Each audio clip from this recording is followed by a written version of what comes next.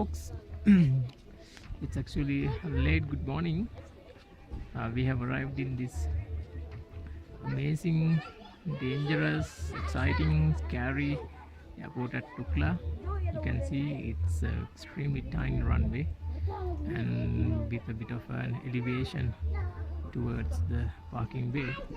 This has been designed in order the aircraft so that it's easy for them to make it to stop, because there is a bit of a gradient uphill, and it's actually a masterpiece engineering marvel, thanks to Sir Edmund Hillary. So this is also called as Tenzing Hillary Airport and also Lukla Airport. You can see in the distance the Sita aircraft, the 14-seater tiny propeller driven aircraft is resting, and I'm sure they'll be departing in a little while with another set of passengers going towards Kathmandu. It takes about 30 minutes of traveling time, and it's a bit scary too, but today being a cloudy day, we didn't get the majestic views of the Himalaya mountain range, unfortunately. And my guide is ahead of me, carrying my duffel bag weighing almost 17 kilos, so I'm just taking it a little easy. I hope he's not wondering where I am. Well, this is the world famous Lukla Airport. Not to forget, this has taken quite a lot of fatalities also. Thankfully, we landed quite safely, and thanks to those clever pilots and the reliable aircraft also. Well, as we were coming in, there was one aircraft taking off. Unfortunately, we couldn't get a good shot of it, and I don't think we'll have another aircraft anytime soon, so I'll make a move and probably see you a little later. Today we are walking all the way up to Pakting, and we'll take more videos on the way up. Cheerio! Hello folks, and we have just started our Everest Base Camp from Lukla. So this is the entrance to the Sagarmatha National Park, and this monument is quite historical. The lady depicted here is the first lady of Nepal to climb the Mount Everest. Unfortunately, on her way down, she had died at Camp 3. So to commemorate her feat and her death, they have built this at the entrance to the Everest Base Camp trek. Right, there is my trekking partner Nima. He is a Sherpa, so he's going to carry the goods and the stuff and guide me through to the next 16 days to reach the Everest Base Camp trek. Right, so let's get going then.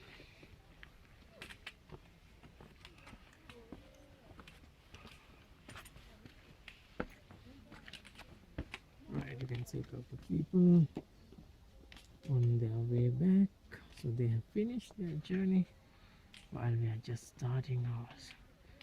So for the next 16 days we'll be trekking, and actually we are now at 9,000 feet, so we will go all the way to 18,200 feet and back.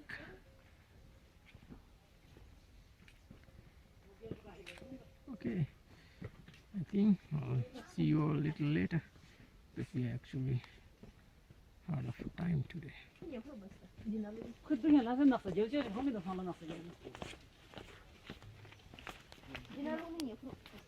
Hello folks, we are on our way to Pakting from Lukla, and this is our first sighting of the Yak Train. You can see, and these suspension bridges, these yaks carrying hundreds of kilos, walking really slow, and just looking at them I feel really sorry for the poor fellows. Remember, it's imperative that you let them pass, and always wait for them to pass. And also when there are porters carrying heavy goods, like the one I took a selfie who was carrying 93 kilos, always let them go first. This is just an amazing sight. These poor yaks are the lifeline of transportation in Everest region. Just amazing sight. And you can see we have reached the first suspension bridge that we come across in the Everest region. There we go, there they go. Their owners have stopped for a break, but the yaks keep going. Just an amazing sight. You can see as we speak, another porter carrying a heavy load is going. And there's another person carrying a mighty heavy load. It's really hard life for these Sherpa people, but that's their main source of income. Remember, if it wasn't for them, Edmund Hillary wouldn't have reached the summit Everest. I have a lot of respect for these guys. Alright folks, I think it's time for us to move and experience my first suspension bridge. Okay folks, how are you? Right, we are on our way to Pakding. Now our flight got really delayed at Kathmandu International Airport, rather domestic terminal, because due to the traffic congestion at the airport. Traffic congestion at an airport, that's horrendous.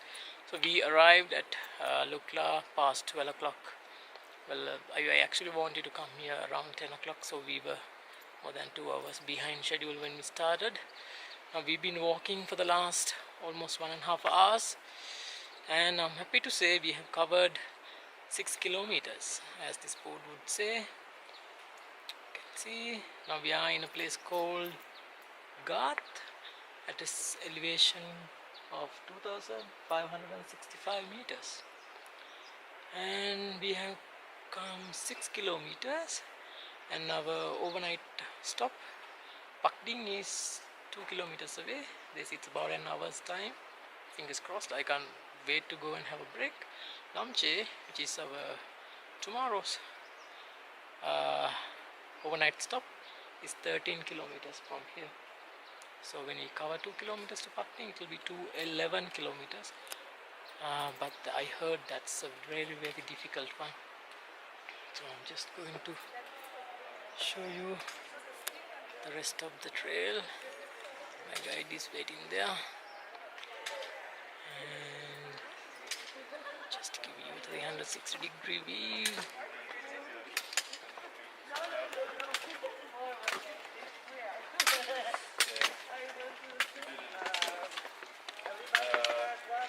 You can see trekkers going towards Pakding. Carrying a big pack and all that. And there were a bunch of like... Good morning ladies and gentlemen. This is day 2 of my Everest Base Camp trek. Last night we stayed at Pakding, arrived quite late, and it was gloomy and dark thanks to the delay at Kathmandu airport. Now today, after a very early breakfast, we set off towards Namche. The second place we are getting to stay. Namche is considered to be the capital of Sherpa, but I'm just going to wait until we cover the part of the distance before I did a video journey. But this beautiful lady made me stop in my tracks and take notice of her. And if there is one weakness I have, that's the waterfalls. So this is the Everest Base Camp Trail waterfall, or you can even call it Pakding waterfall. That is all Pakding. Right folks, and just show you the number of people on the trail today. I caught a lot of tourists because this being the tourist season. You see, we are going. And this is the path we are going to go today. And that is beautiful view. So we'll be going towards that area. And Namche is waiting for us. Alright. There's plenty of things to tell you, but I'm panting like a dog that has run a marathon. So therefore, I'll reserve my comments for the most of the time. So for the time being, just give me one more glance at this beautiful lady falling majestically. Oh, lovely, lovely. There she is. It's wonderful. Alright folks, so far everything is going smoothly. I will report on the way.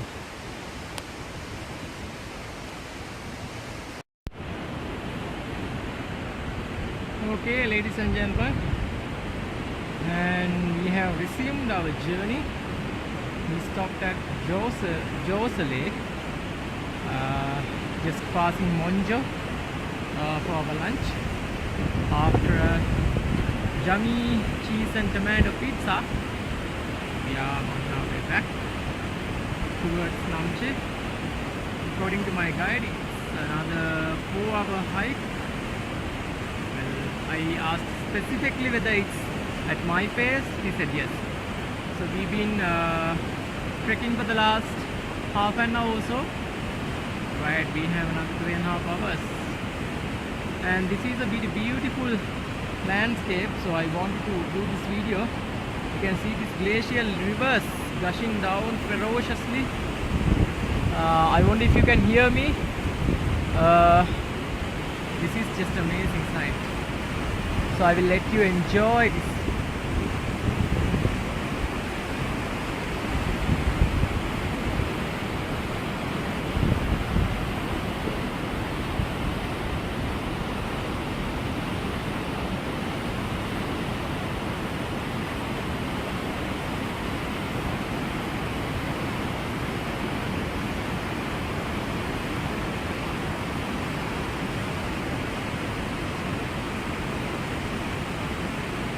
Okay, the Namche is somewhere up there.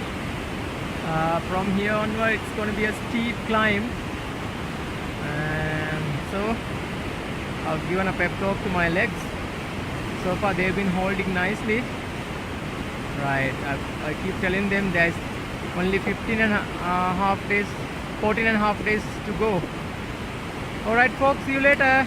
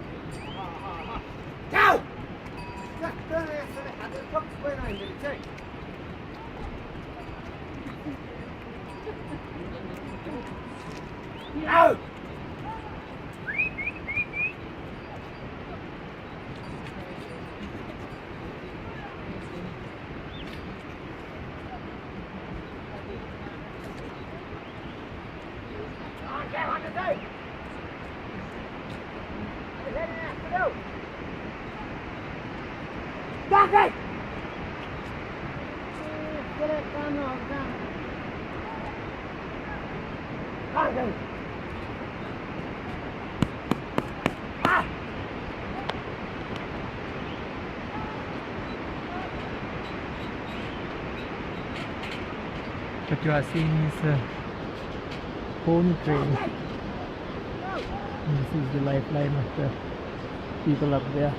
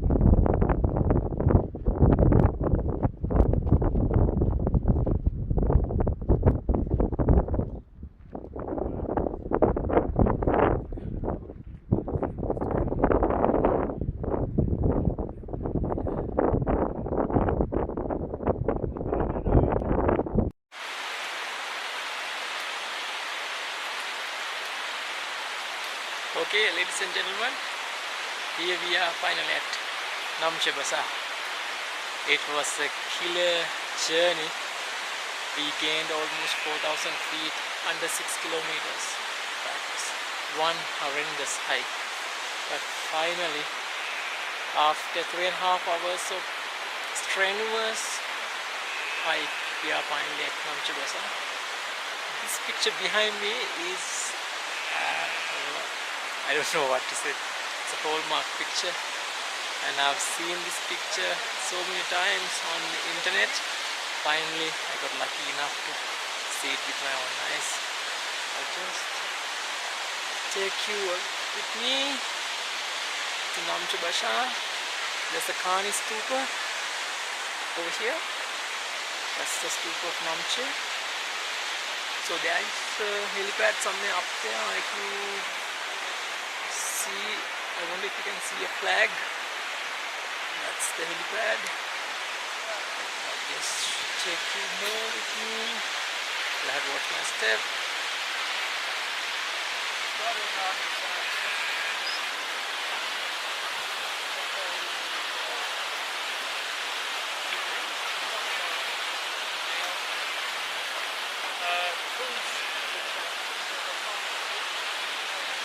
Namche Bazaar. Okay.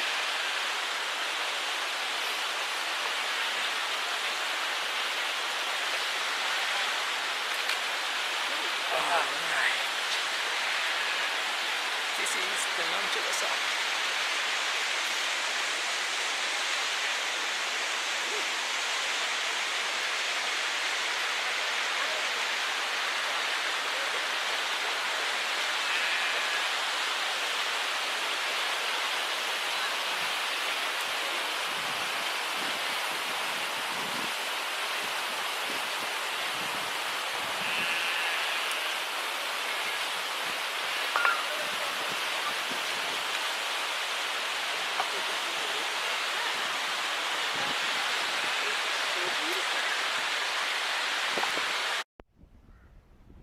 Good morning, ladies and gentlemen. Today is the third day of my Everest Base Camp trek, and last night we stayed at Namche. Unfortunately, as usual, towards the late afternoon, it was all gloomy and cloudy, so you couldn't see much of the surrounding. Fortunately, this morning we have been greeted with some spectacular views of this Namche Bazaar and the surrounding mountains.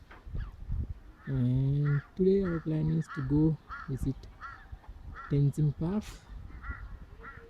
which has been built in commemoration of the great hero of the Sherpas.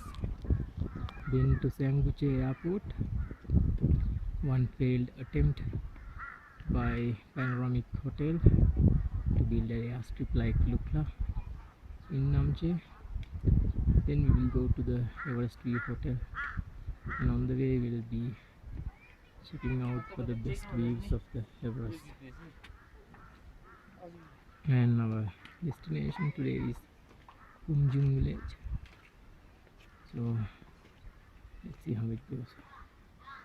And this morning we went and visited this monastery over here, got our blessings, and the far away here is the Namche helipad, where you can come straight to Namche without having to go the arduous journey we took yesterday and day before, saving a lot of energy and time, but you won't get as much fun though.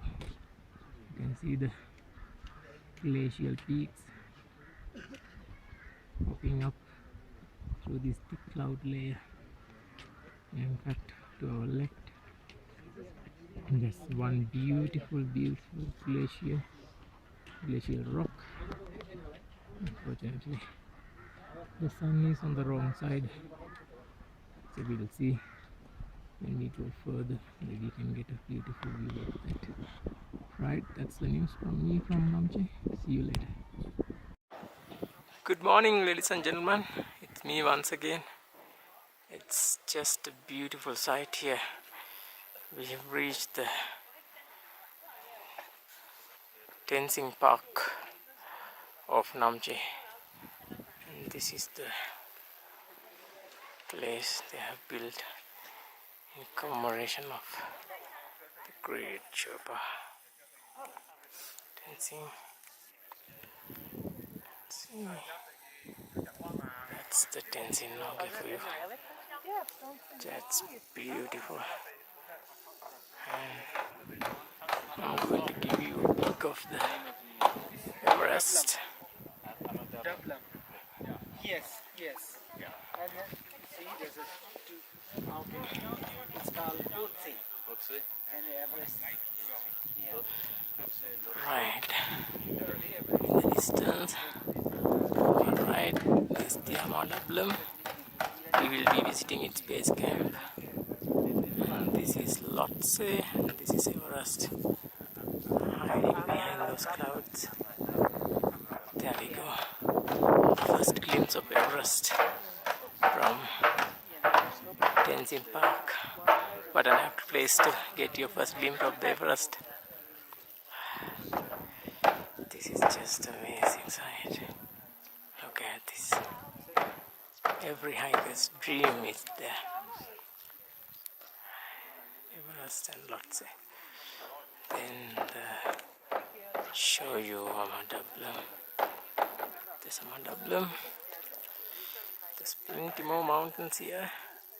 The sun is on the wrong side though, but I'll just see if I can make it against the sunlight. There we go. There's another peak. This is just amazing sight. I've been dreaming about this for ages, and finally it's here. Once again, Everest. Oh, such a gorgeous lady. And I'm going to show you another memorial, which is quite significant here. I'll have to move very, very carefully. This is the memorial. On it, on the left hand side, this rock is taken from the Everest itself.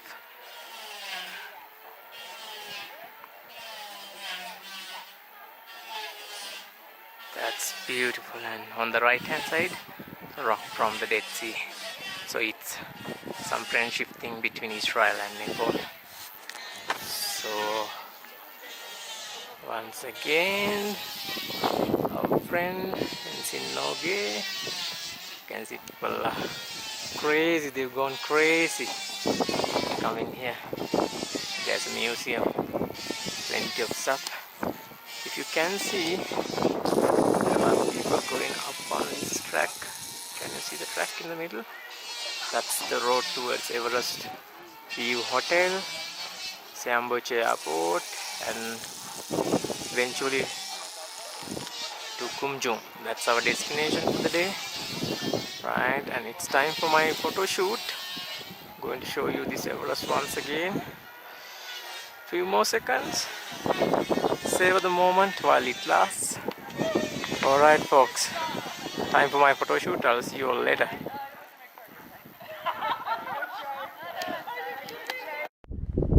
Okay, now we have reached somewhere between Namche and Everest View Hotel. This is how you see Namche, like a bird in the sky. See the Namche Bazaar.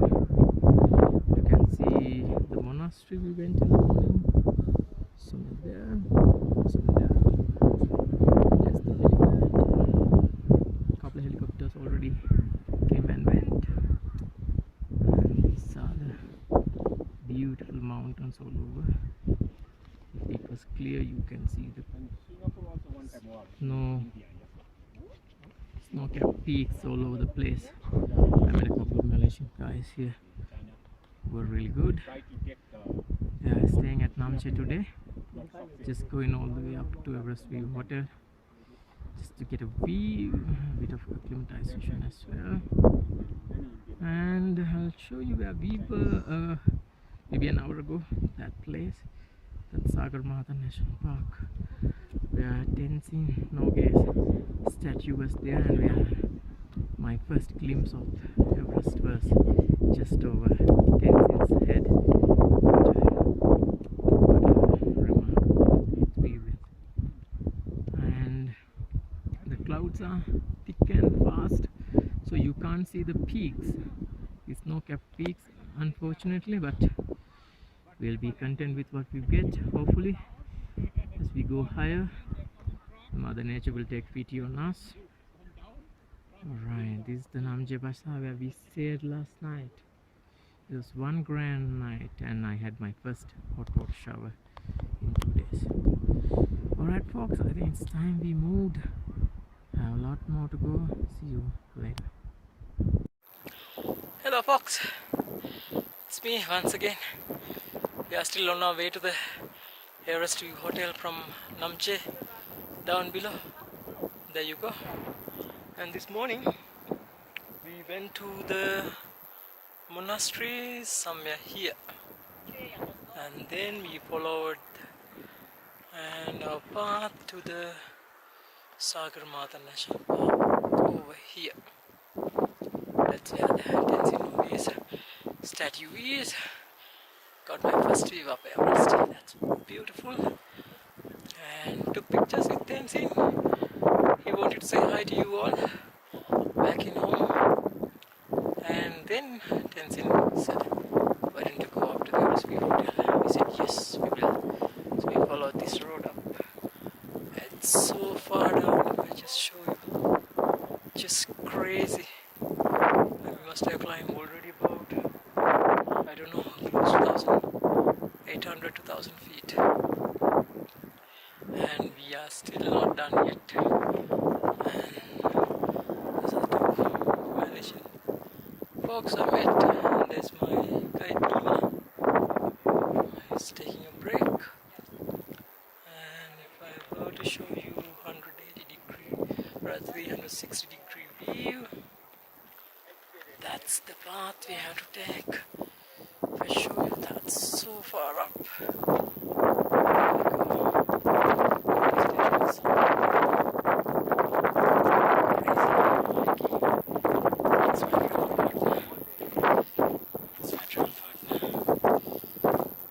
She's been with me all over the places. Alright folks, good to go. We'll see you somewhere at Everest View Hotel. Hello folks. Now we actually went to the Everest View Hotel, but the clouds and mist was so thick, so we didn't think it was worth going in. Anyway, the things are really expensive, naturally, because of the location. And now we are heading our way down to the Kumjung, which is our home for tonight. Actually, this is day 3. The time is getting closer to 12 o'clock. It took us 4 hours to get to the Namche Monastery, then Sagarmatha National Park, to have a chat with Tenzin Norgay, come up to the Everest View Hotel, and now we are on our way to a beautiful village called Kumjung. This is a wonderful hike. It was strenuous, it was hard, but not as hard as the hike we took for Namche, but still this will test your stamina to the breaking point. So the secret is 3 things. Drink like a fish, eat like a horse, sleep like a log. You'll be fine.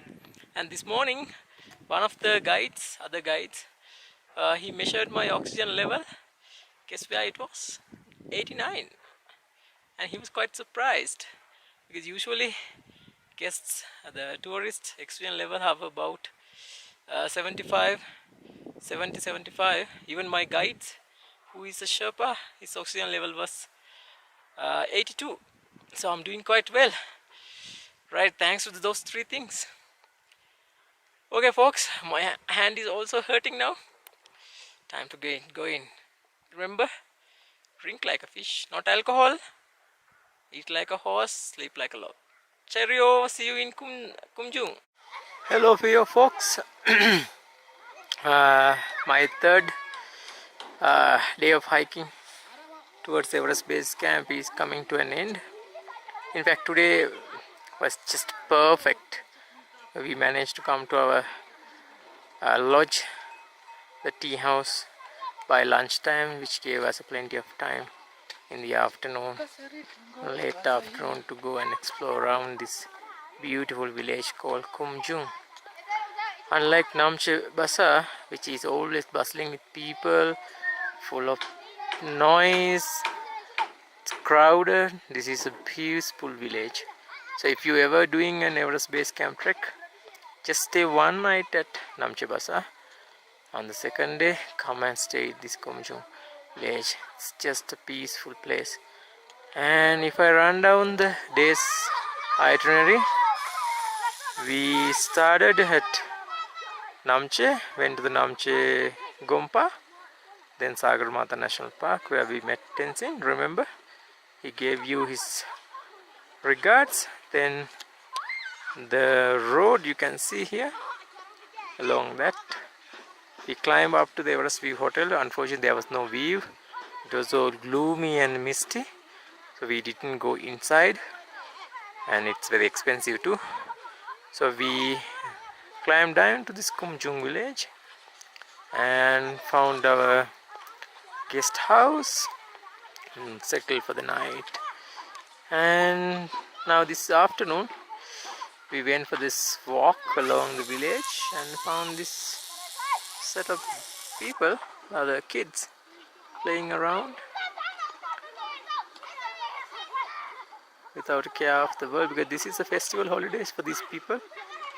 So they are just having a life of their time of their life, rather. Just amazing. See, that's the life should be, carefree, full of smiles, happiness all around. A couple of disagreements as well. You see, one fellow fell. That's still, it's beautiful sight. Alright, and if I show you surrounding of the village, you can see all the houses are roofed with green tin roofs, which adds a unique feature. And we walked along this end, and that's where the Kumjung school is. I zoomed in. That's also done by Saidban Hillary, his initiation. And the road to Thame, which then in turn goes to Gokyori, starts from here, and then we walk around further. I'll show you something you will wish you were here. Just amazing sight, folks. Look at the top of the picture. Just amazing sight. This is called Kundi, and we are going to climb a part of it tomorrow.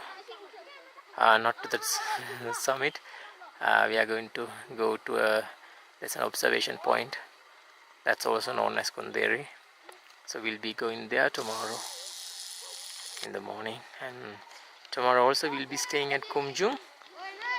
And I just can't be happier.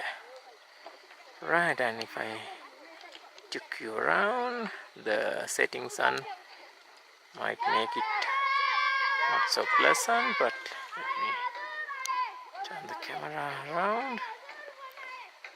There is the monastery. I wonder if you can pick it up. Somewhere here. Interestingly enough, it houses a Yeti skull. I took a couple of pictures because it's in a glass box. Actually, it's in two glass boxes, so it didn't look quite nice on the picture. But well, interesting enough. Interesting, very interesting.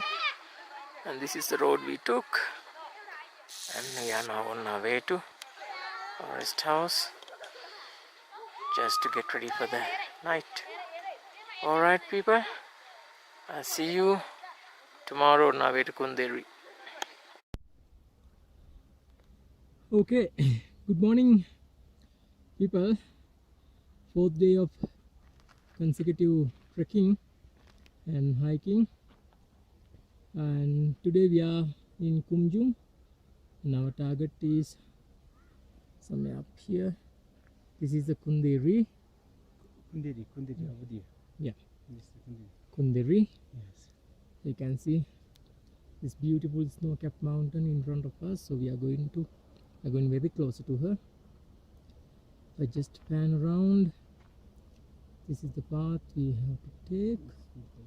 We left about 20 minutes before, and I have with me my guide Nima. Kumbiula. Right, this is Kumbiula according to Nima, and it's a sacred mountain, Nima, right? Yes. So if you are a fan of rock climbing, just perish the thought immediately that they won't allow you to climb this mountain because it's sacred among these Sherpa people. No matter how inviting she looks, it's out of bound for you climbers. And this is the Kumjung Valley. You can see the houses painted in green, all the roofs, beautiful. Amataplam. Yes, right here. Yes. That's the Amadaplam. We'll be going to her base camp the next 2 days. And the rest of the mountain, it's hard to show you because the sun is blazing hot. And Nima, what are the other mountains to the right? This is Kanteka. Kanteka. Yes. I think it's this one Nima is mentoring. Yes, it's Amataplam. Amadablam. Yes. And if we were closer to Amadablam, on the left we will see the Lotse, Yes. and Everest. further left to her is the dream hike of all the hikers, Everest.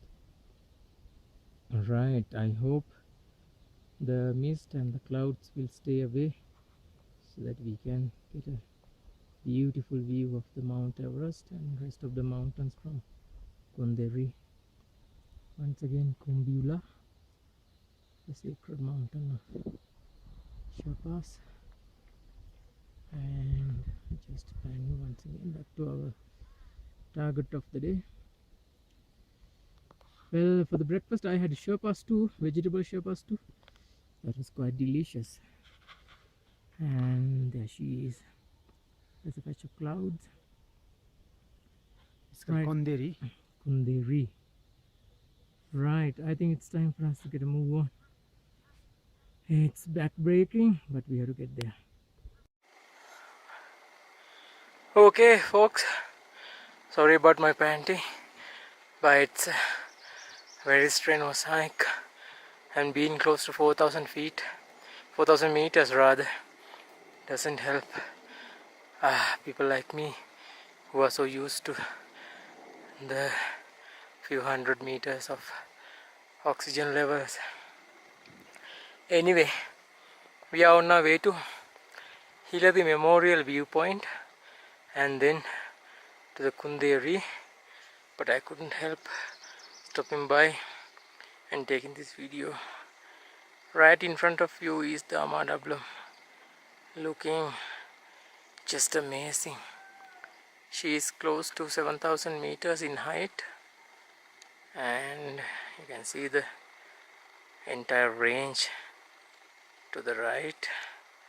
The sun is actually at a with bad angle, so I'll try to avoid the glare. And this is the Kunde village, and Kumjung villages lie below us. Just amazing sight. Okay, this is enough to forget your fatigue and that you are doing these high altitude hikes like a maniac. This is the view once again. Just amazing sight.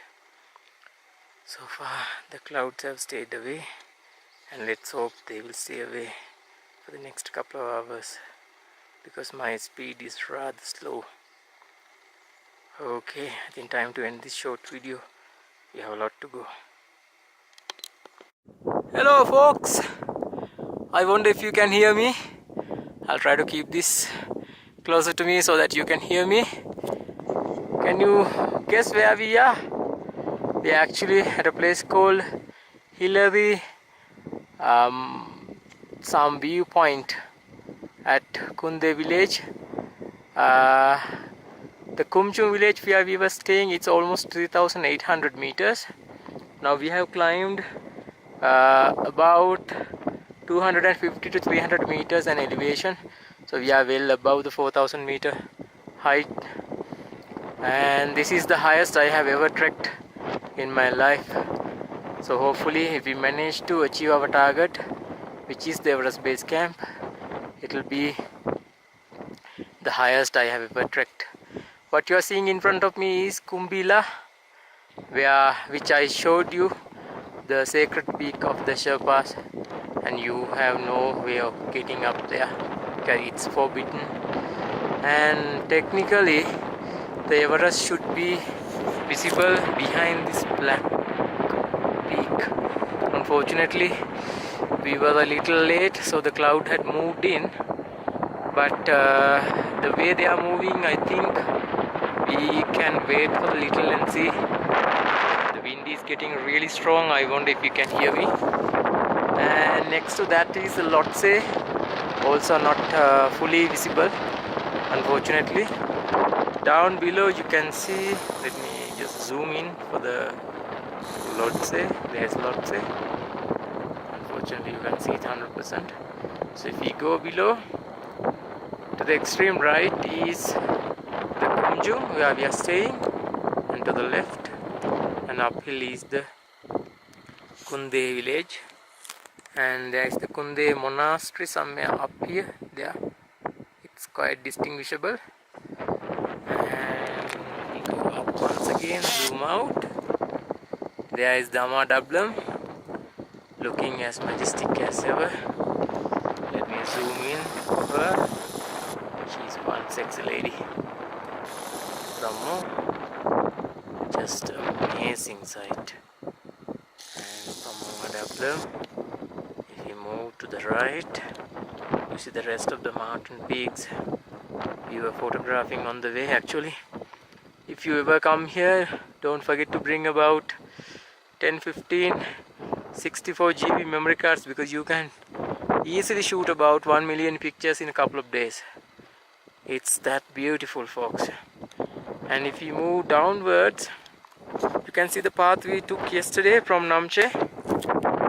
Everest View Hotel is somewhere here, and here is the Tengboche airport, which was a failed effort by one of the hotel owners due to the protest of Pakping, Monju and Namche people. Otherwise they would have allowed direct flight from Kathmandu or Lukla all the way to Tengboche, which would have made those people in Pakping, Monju and Namche jobless. So they had protested and managed to stop the project. So only a few helicopters land at this airport these days. And moving to the right further, I need to be careful not to step on my phone and the Nikon camera. There is Namche, where we were this time yesterday. And further up there, this is the Sagarmatha National Park, where you can see the Everest, where I got my first view of Everest over Tenzin Norgay's shoulder. And if you see this tiny patch here, that's the river we were walking parallel from Panguche.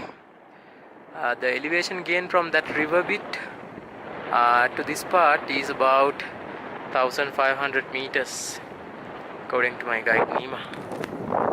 Is that right, Nima? Yes, right. Okay, now I'm going to show you the rest of it, and Nima is taking a break. There's Nima. Hello. Say hi, Nima. There's Nima, a real Sherpa. And Nima, what is behind us? Rather behind you? Kongde. That's Kunderi. And there is some hotel there. This is a luxury hotel. You see, there's a red hotel. Oh, I see. Yes. My goodness, just imagine, folks. Let me zoom in and show you. There is a hotel somewhere up here. Can you see now? There you are. God, what a place to have a hotel. Must be very, very expensive. Yes. Only access point is the helicopter. Yes. Right, so if you have money to burn, that's how you can live. Right, unfortunately, we poor people will have to do it the hard way. Right, moving along the Kunderi. Now we go to the other part of this ridge. Nima, what's the first village we come across? Tamo. This is Tamo. This is Tamo. Yes. At below. Below there's one is Thame. And up there, Upper Thame. Tame and Upper Tame. And then Thame Monastery. And let me zoom into the Tame Monastery. Yes.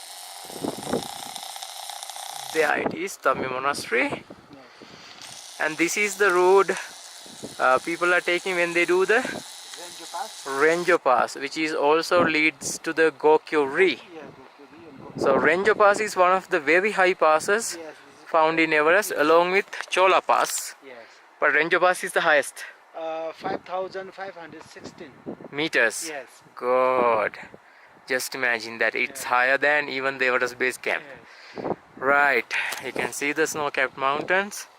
Right, moving further to the right, and this is the path to the top of this hill, where you can see more mountains, but I don't think we really have to go there because the clouds are moving in. We are just waiting here for Lady Everest to show herself. She's really shy these days. Doesn't want people to admire her beauty. And also there is one bit of really good thing done by people in Namche. Yes. You can see there is a garbage bin, and if I zoom in, and my travel partner is also resting next to that. Such a lovely lady she is. I mean this one, my faithful travel partner. And it says supported by Sagar Mata Yes, no. Pollution Control Committee, Namche Basa. Just Third amazing. part is SPCC. SPCC. Right, and also I must mention that we didn't encounter any garbage, any littering along the trail. That is a one commendable job done by these people in the Everest region. Sadly, we can't say the same thing about back home in Sri Lanka, where people have no sense of obligation towards the mother nature. Fortunately, these people, they are really value this natural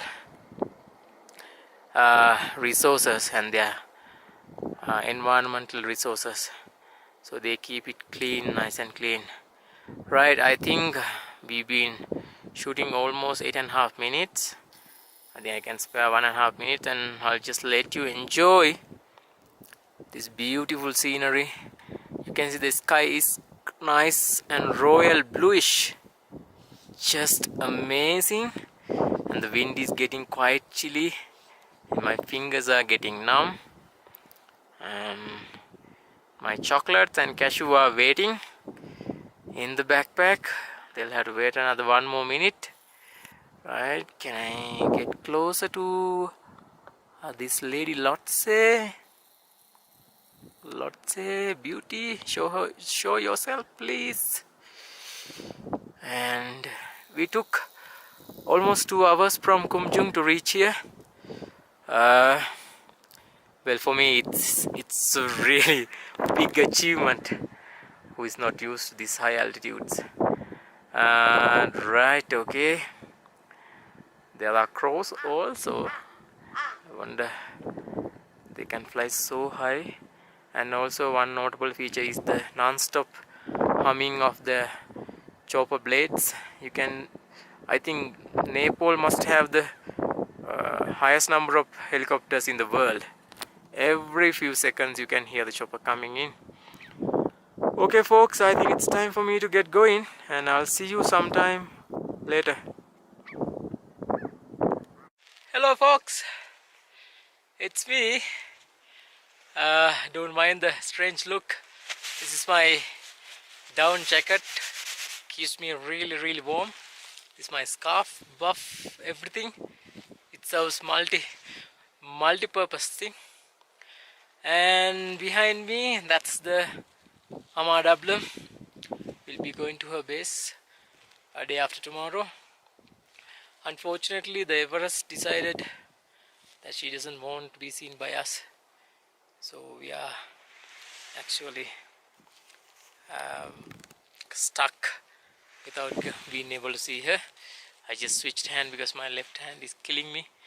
And this is we are actually at the Kunde viewing point. This is also known as Hillary viewpoint. You know, when it comes to Everest region, it's everything about Hillary and Tenzing. And behind me there's another mountain. Nima, what's the name of this? Which one? This is Tamserku, and then Tamserku. yes. Funny names, right? And I'll just show you my guide Nima also. And here is Nima. And there is Nima. He's trying to take a selfie. Alright, okay, let me show you the rest of the views. And down below me is Namche. Remember we were there yesterday, Namche Basa. But I still prefer Kumjung to Namche. That's why we are staying 2 nights in Kumjung. Such a peaceful place. Highly recommended. Not many tourists. Calm, quiet, extremely beautiful. You get this absolutely gorgeous views, especially in the mornings, of all the mountains, especially Amadablam and rest of the Kunderi and so many other mountains. Right, going to switch hands once again. Right, and let's move on. And can you see there's a bit of a drop there somewhere here? Right here.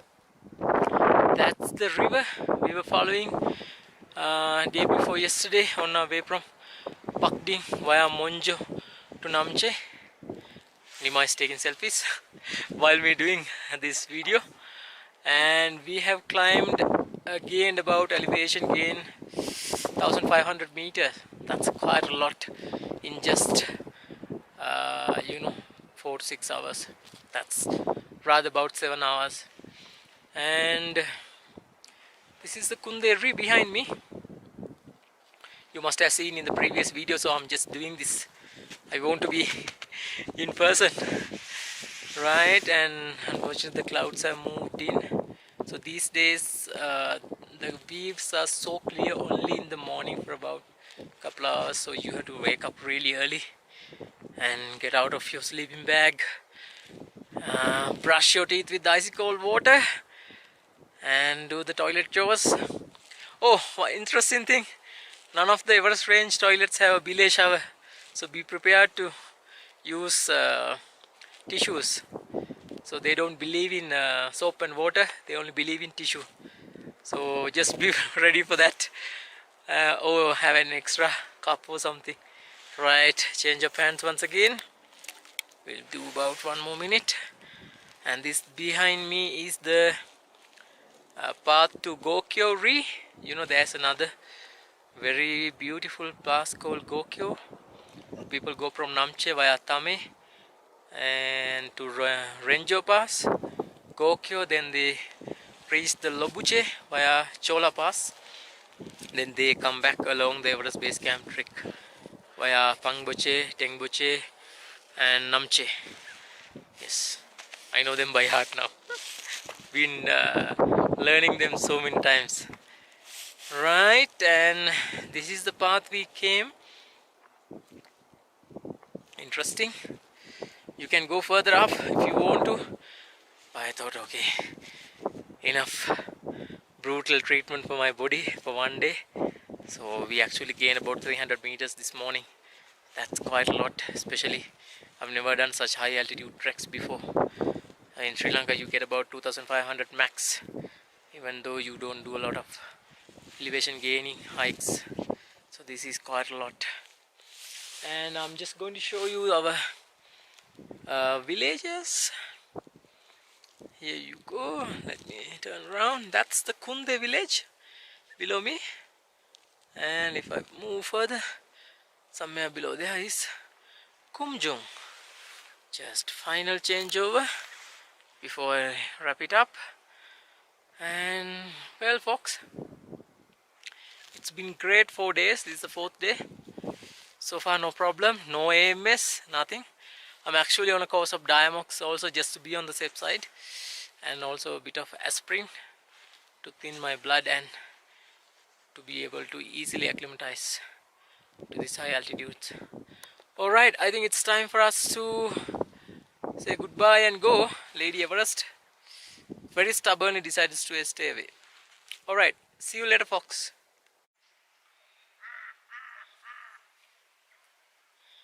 Good morning ladies and gentlemen, and today is the 5th day morning. It's actually not a very good morning because as you can see, I wonder if you can see, the entire sky is gloomy and it was raining early in the morning. So I was sort of like worried, oh my god, what we can do. Then thankfully for the Wi-Fi at the guest house, even though I had to pay some amount. Sia, you know who it is. She had shared this song called When the Going Gets Tough, the Tough Gets Going. Alright, that's exactly the moral boost I needed. So we got into our rain attire. Just see, that's the rain attire, and hit the track. And we started about half an hour ago, and we are heading to Tengboche. That is somewhere, I wonder I can show you, somewhere here. They're here. Tengboche, that was supposed to be our overnight point for today, but I just wanted to keep an extra day for our descent. So we are going to try and make it to Panguche, Tengboche, Deboche and Panguche. Yeah, I sound like a Sherpa, I know. And it's been terrific coming down, but as you can see, we have a lot more going up. And there's my guide Nima. Hello. Arranging his backpack with a polythene cover. Nima, hello. How are you feeling? Oh, good. But the weather is a little bad. But okay. But weather report say as tomorrow getting better weather. We'll say Mount Everest from Panguche, and then from near the Panguche Base Camp too. Right, we checked the weather and it said around 9 o'clock. Yeah. The rain should cease, but there are rains expected around 3 o'clock this evening, rather this afternoon. So we have to try and make it as further as possible in order to avoid getting caught in the rain. So there will be very few pictures during this journey. Yeah, sure. My Nikon is resting in the backpack. I just can't risk getting it wet, and so thankfully I have this pocketable Sony camera, and who is doing a reasonable job. This is the path to Tengboche, Deboche, Panguche, then Dingboche, Lobuche, Gorakshep and our target. Right, fingers crossed, we'll go and make it. Okay folks, yeah, laboring our way up to Tengboche. This morning we started from Kumjung, came down from somewhere here, and we traced our way like that, and then you can see a roof, and from there we came along this tiny path, and there's a bit of houses, got down to the river. That was killing. Somewhere here and climb up all the way. Now you can see the path we took. It was killing. We were at 3,790. It dropped to about 3,300, almost 500-meter drop. Then now we are going to hike back up to 3,860, which is Tengboche. Then there's Panguche. Beyond Tengboche, it's close to 4,000 meters. It's a bit mixed up. Some people say it's 3,930, some people say it's 4,100 meters. Well, one way to find out. We'll just go there and see. It's, what can I say, backbreaking. But I keep reminding of myself, when the going gets tough, the tough gets going. That's exactly what I'm doing right now. I'll just show you where our path is. You can see one of those porters. They are the lifeline of this Everest Base Camp trail. There's my guide, and we have to go up there. Alright folks, time to move on. We'll see you later. Hello folks, what you're seeing is a Yak Train coming up slowly and slowly. He is very hesitant, wonder where to go. We are about 20 minutes from Tengboche and been climbing uphill for the last 3 hours 15 minutes or so. It was back-breaking. That seems to be the word I'm using these days quite a lot, and I feel sorry for these poor fellows who have to carry so much of weight, and I hope none of them will knock me off the edge of the crevice. This is an unbelievably beautiful sight, yet very saddening. They are going all the way, carrying vital supplies to Everest Base Camp and along the way tea houses. It's been a great hike so far, and you can see the path we came. And there goes our yaks. My guide is waiting. There's my Vietnam. Hello. Hello. Say hi. Hi. And we met on the way. And there goes the yaks. And we are about 20 minutes away from Tengboche. And you might be wondering whether to follow the yaks or not. I'll just show you around. The weather has been kind, no rain. We didn't actually get any wet despite having rain suits.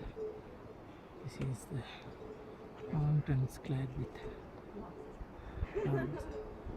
I think it's a bunch of And I'll show you the path ahead. Alright, here's Nima. And this is the path we have to take. Alright, the yaks have gone. I think we can make a move.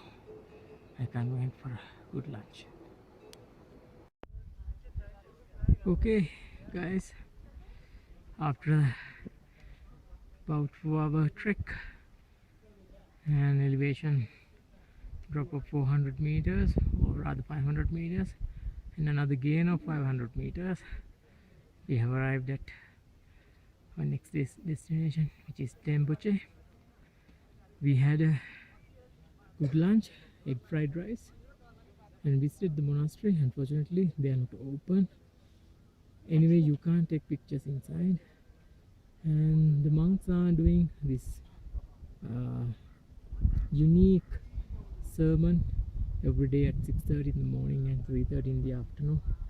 Unfortunately, they are pushing it all the way to Panguche, so decided to skip it so that I will have an extra day when I'm coming down, because this is a really backbreaking. Sorry, my pronunciation all gone all haywire. This is really backbreaking hike. You can see the Tengboche rather town, quite small, and there are quite a lot of helicopters going back and forth, back and forth. I wonder if there are emergencies at the base camp. Maybe they are taking supplies, so paid tourists who have money to burn. Right, we had our lunch somewhere here, and in the distance, somewhere here is Panguche. As I was telling you, the elevation is quite debatable, but let's see.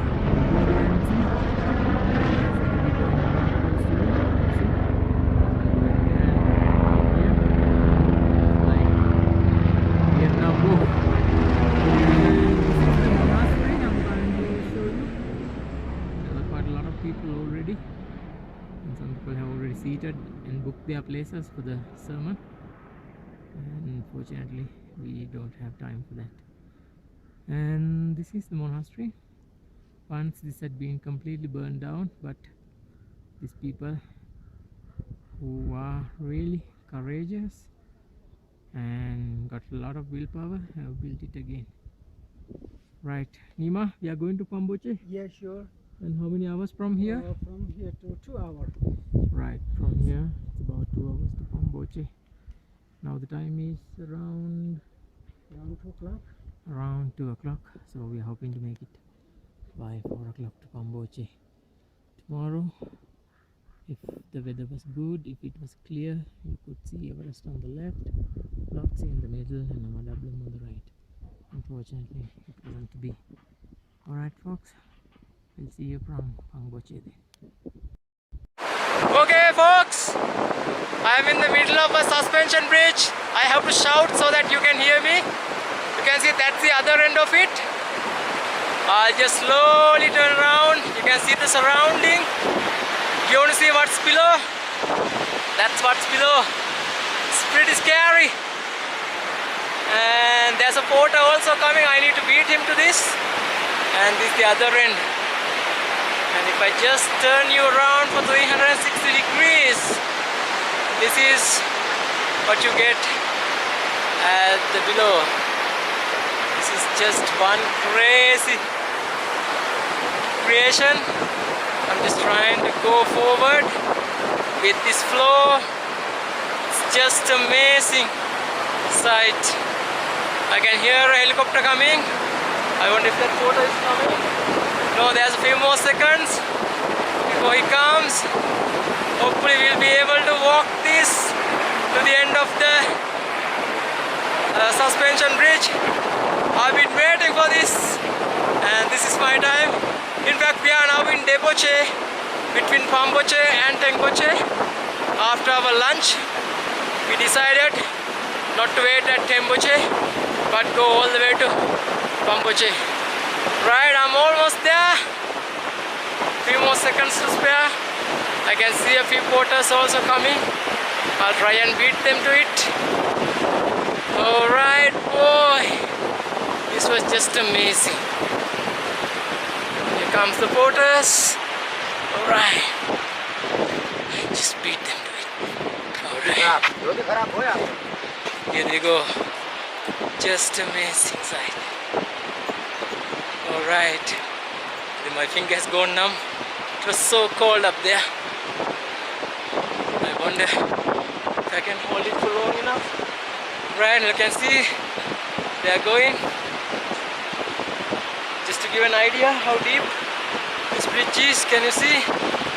It's sort of like bottomless. That was one amazing sight. Okay, we are ready to take a very small break and hit Panguche. Until then, cheerio. Good morning folks.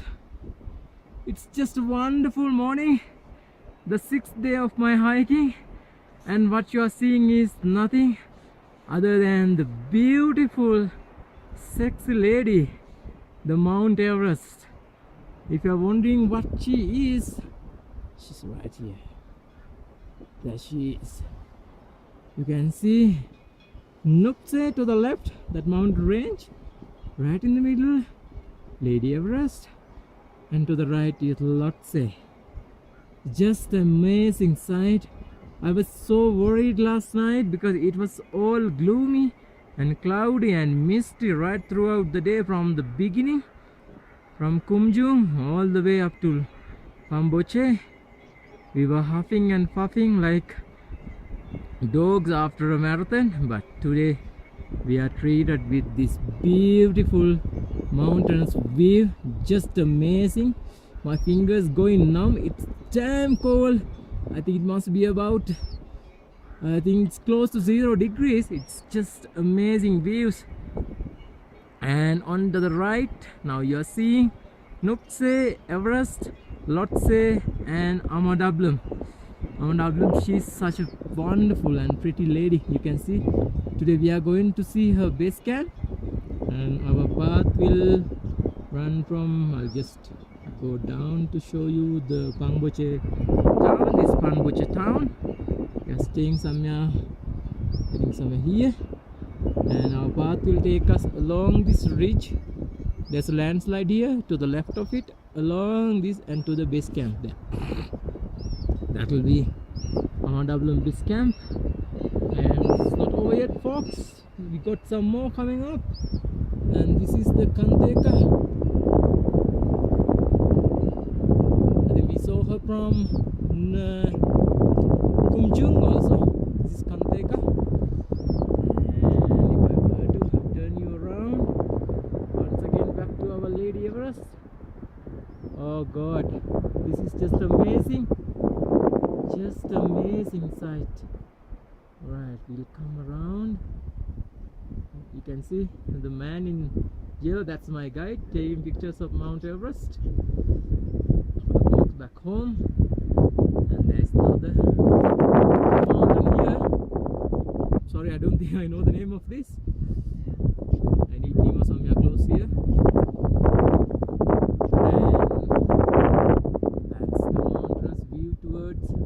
Tengboche. We came from that side yesterday. I wonder if you can see Tengboche. Tengboche is somewhere, if I would show you, somewhere here. That's the snow-capped peaks all around, folks. Just sopping my hands and keeping them in my pocket, warming them up for a bit, then turning them on again. It's just amazing. Once again, let me show you our target, Mount Everest. My cheeks are burning actually with the cold. I don't think I can hold this forever. Just moving about a few seconds. Right, get a good view of the four ladies. Namche, Mount Everest, Lhotse and Abeywickrema, all in one frame. It's just amazing, amazing, amazing. Alright folks, time to warm my fingers up. I'll see you sometime later. Until then, cheerio. Good morning once again, folks. What you are seeing is Tengboche. Now we have actually climbed a small ridge after my Sherpas 2 and ginger tea breakfast. Now my fingers have warmed up, my cheeks are no longer burning with cold. You can hear a lot of helicopters going back and forth, carrying passengers, Everest tours. But this is the best of the best. This is what I have been waiting all this time. Mount Everest.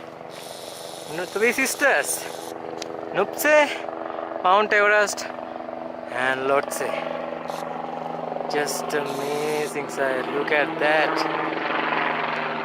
Look at that for a postcard. Beautiful, beautiful, beautiful, beautiful view. I'll zoom in further, because not every day you get views like this. This is Mount Everest. Getting closer to her. You can see if there are any hikers. There's the Hillary step.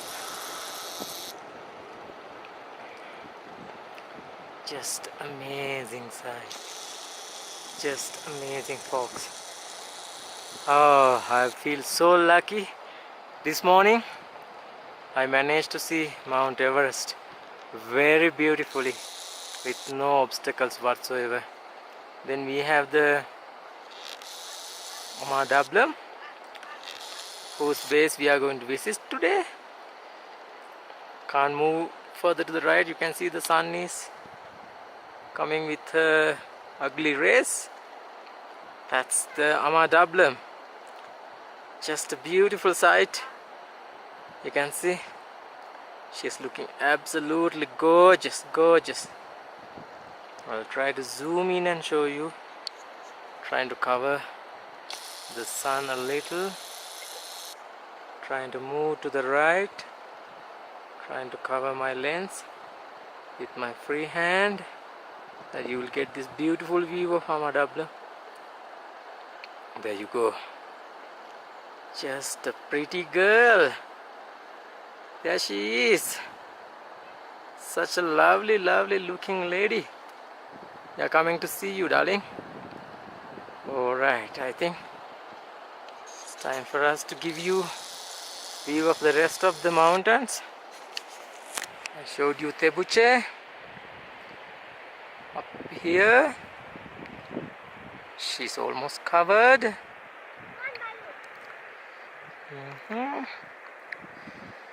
Right, moving on. There's the Panguche Monastery up there. Can you see? That's the Panguche Monastery. The colorful prayer flags. That's toward Tengboche. Tengboche. There's a Kunderi we saw day before yesterday. We were very close to her. And let me zoom in further. And if I zoom in a little bit more, what you are seeing now is Tengboche Monastery. That's a small town of Tengboche where we had lunch yesterday. And there is the Kunderi, looking absolutely gorgeous. And there is Kanteka. I'm coming to Kanteka in a minute. Just trying to clear these prayer flags. Alright. There's Kanteka. Can you see? Absolutely beautiful. Just an amazing sight. Well, we are going in a little while to the Amadablam Base Camp. I just show you the Panguche town. You can see very much like Kumjung, but at a smaller scale, because this is very small valley. You can see a little kid. Buan. That's Buan. Say hi. That's Buan. Alright, I think it's time for us to go. We'll catch you on the way to Amadablam Base Camp. Hello folks, on our way to Amadablam Base Camp. We just left Panguche about 20 minutes ago. That's Panguche behind us. We just got down to the river, then came up straight. So yeah, it's about little over 4,000 meters height. Feeling wonderful. This place is like you can see like Horton Plains, just beautiful plains all over where you can take a beautiful rest. And behind me, up here, somewhere here, is the path to Tengboche, which we'll be going tomorrow. Sorry, my hands are too tired. Right, alright, feeling much better. Alright, that's the path to Tengboche. We are going there tomorrow and spending 2 more nights before heading to Dukla and my all-time favorite glacial lake, Chola Lake. And here we come to the moment of truth. Slowly, somebody's peeping up. That lady over there, do you know she is? That's the Lady Everest. This is Namche. Sorry, my hand. That's Namche. Then there is Everest, and in the far corner is Lhotse. There's my guide Nima, getting ready for the Amadablam Base Camp. Nima? Yes. How do you feel? Okay, good. Right. Weather is very good. Weather was excellent. Yeah, excellent. And Okay. tell us about the Amadablam Base Camp trail. Yes, this way. Right, how long are we going to We take? go again, we walk more than 2 hours. Right. And you see that there's an yak. The yak also they carry for the expedition and the stand and Yeah, as we everything. speak, Yeah. there is a group who's trying to do the Yeah. Amadablam Base Camp trek. Yeah. Some people already went in the morning. Yeah. Remember, we shot a video from up there and they went, but we took our time. Slowly got all stuff ready, and now we are on our way to this beautiful lady, Amadablam, to see her base camp. It's located at 4,600 feet. Really, really high stuff.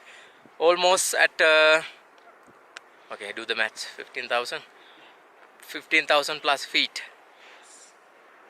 Alright folks, I think it's time we moved on. Nima is in a hurry because we don't have the rest of the day. And today is my sixth day of trekking, and my third hot shower is awaiting me in Panguche, and a hot and tasty garlic soup. Good for the high altitude. Alright, see you from Amadablam Base Camp. Hello folks, I might have to shout so that you can hear. The wind is quite fast. This is the path we came up to go to Amadablam Base Camp, which is behind. What you are seeing in the distance is Kunderi, and below that lies Kumjung and Kunde villages, where we stayed day before yesterday and 2 days before yesterday. Fantastic place, absolutely brilliant people, just amazing. Highly recommended. If you ever come to Everest region, please go and stay at Kunde or Kumjum. And moving on to the right, clockwise, we have the Tengboche Peak. Unfortunately, you can't see it. She's covered herself. There she is. She doesn't want to be seen. And we come to the best part. Nima, what are those two mountains? Kumbuse is the one on the left, the short one. Pumuri is the higher one. One special mountain lies right here. That's the Kalapattar. Remember Kalapattar? That's the black hill we'll be visiting to see Everest early in the morning as the sun rises. It would be just amazing if it was clear like this. And on the below you can see there's a village called Peviche. We'll meet her on our way down. When we are going up, we go to the right through Tengboche, that is tomorrow. And above her is Nagarjuna peaks. These are the Nagarjuna peaks. Amazing looking. And we come to Namche. Hello Namche. And we come to a beautiful, gorgeous lady. Everest. There we go. Let me zoom in. You can see there are people on the top. You can see the step. And there is the Lotse.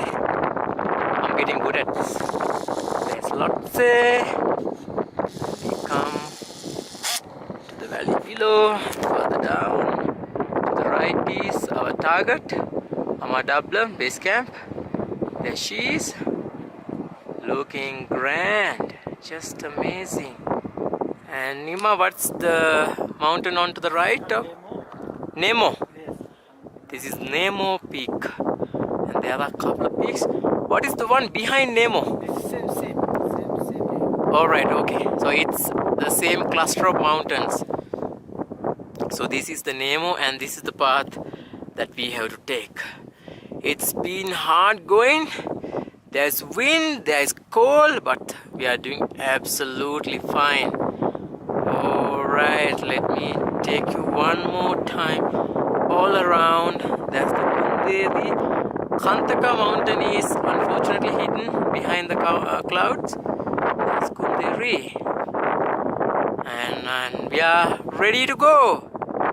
Alright, see you later at the Amadablam Base Camp. Look behind. That's the Amadablam. Beautiful lady. rising into the sky more than 20,000 feet, and we are at now 4,600 meters, an altitude gain of more than 670 meters from Panguche all the way to the Everest Base Camp. That's approximately 2,200 feet. It took us about 3.5 hours to get here. That was one hell of a climb. Every day I think yesterday was the worst, but every time I'm proven wrong. But still, this view, this magnificent view is worth every pain. And also, I'm sure you can remember, we saw Everest, we saw Namche, Lhotse, so many beautiful views. Remember yesterday it was all gloomy and dark. Today the Mother Nature compensated brilliantly for that. You can see some more beautiful mountains behind me. Just amazing sight. This is what you call living on heaven. This is the heaven on earth. Just amazing sight, folks. Let me turn you around. There's my guide Nima. This was just amazing sight. We kept pushing. Every time I felt like, oh my god, this is enough. I can't. My limbs were screaming. My back was hurting. My shoulders were screaming. I thought, okay, when the going gets tough, the tough gets going. For real. Alright. This is the path we came. And we have now get down 670 meters. Just amazing. And also, I'm feeling pretty good at 4,600 meters, and this is the highest I've ever reached in terms of trekking. Feeling extremely good. And no problem, no AMS. So far doing extremely good. Waiting for the big lady. 5,000 plus meters, 5,560 meters. Hopefully we'll get there in time. Alright folks, it's been a grandeur journey. I'm enjoying it to the fullest. 6 days, 10 more to go. And we are climbing and climbing and climbing and climbing. It's crazy. It's just crazy, but it's not impossible. You need to have willpower. See you later.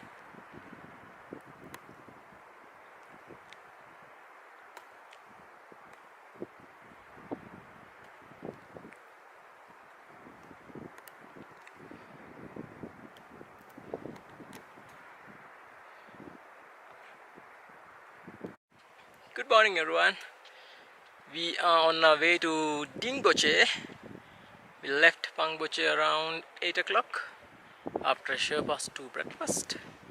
Now we've been walking for the past 1 hour or so, and my guide Nima thinks we are about 2 hours away from Tengboche, which is our destination. For the change, I was wrong because I kept thinking yesterday was the worst day. It's lovely music by the porters. It's easy for them to keep going. But it looks like today is better than yesterday, where we climbed this lady to the base of this lady. There she is, Amma Dablum. We were somewhere up here, 4,600 meters. That was one crazy hike, folks. And I'm glad that it's behind us now. Just a change of hands. And this is the Everest range that you're seeing. Everest, and just behind me, Nagarjuna Peak. Yeah, that's Nagarjuna Peak. Okay, that's Makalu, Everest, Lhotse. That's how it is. So Nima, how far away from Tengboche? 1 hour 45 minutes. Alright, that means for 2.5 hours for me at the snail's pace. So that's the news from us today. As you can see that we've got absolutely breathtaking views. I can't stop taking pictures, but we have to keep going, keep pushing. So today is going to be about a half-day trek, hopefully less than half-day. So we'll have plenty time to get acclimatized and rest. I see a few trekkers coming up. Base camp to Eleventh.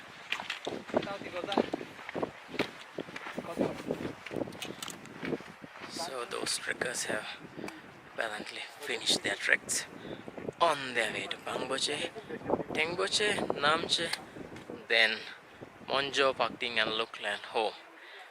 This is our 7th day and we are still in good spirits. Now we've just crossed the 4,000 barrier. It's about 4,100 meters.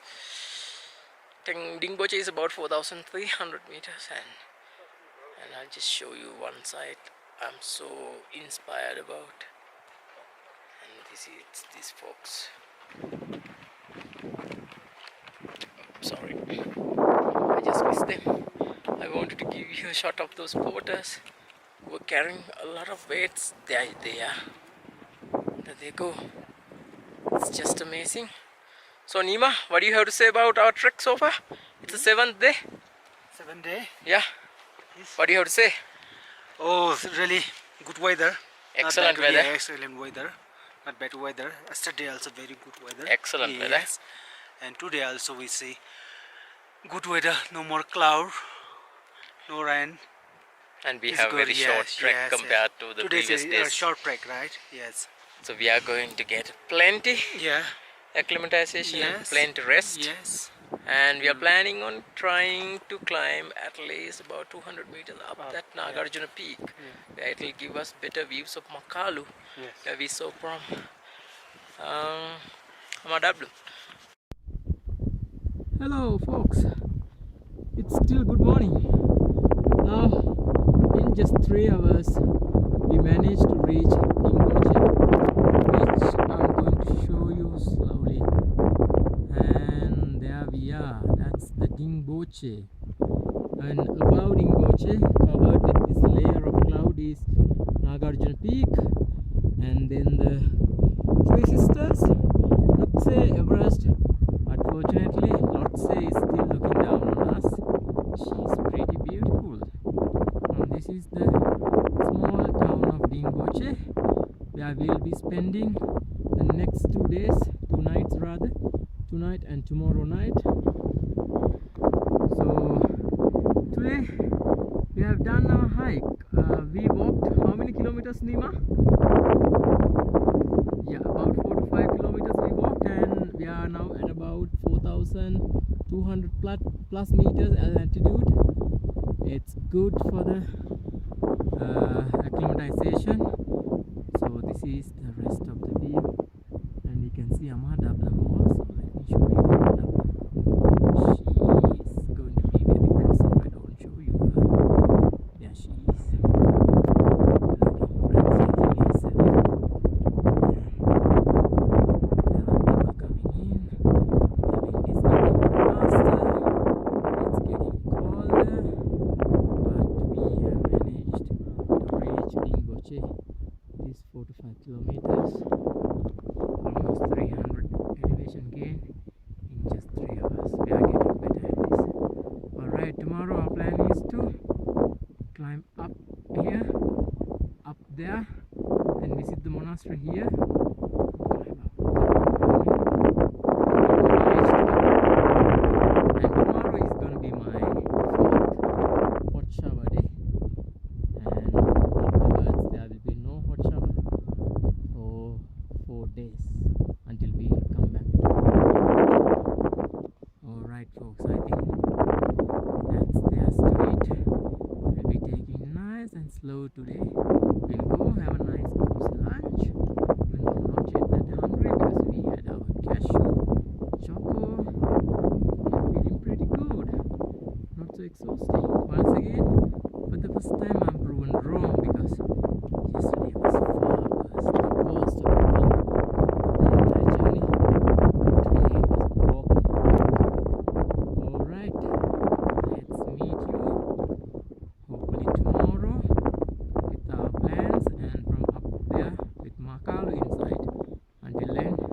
area. Good morning, folks. 8th day out of 16. This is Sri on his way to Everest Base Camp with my guide Nima. And today we are back once again in the Tengboche. And we decided to climb the hill behind our lodge, where the Tengboche Monastery is also so far higher up. I just show you up. You can see already there are people climbing up. So our target is to reach somewhere here. There's a black hole. I wonder if you can see. So we are going to cross the 5,500 meter mark rather easily with that 15,000 feet mark. So I keep breaking my own records every single day. And you can see a lot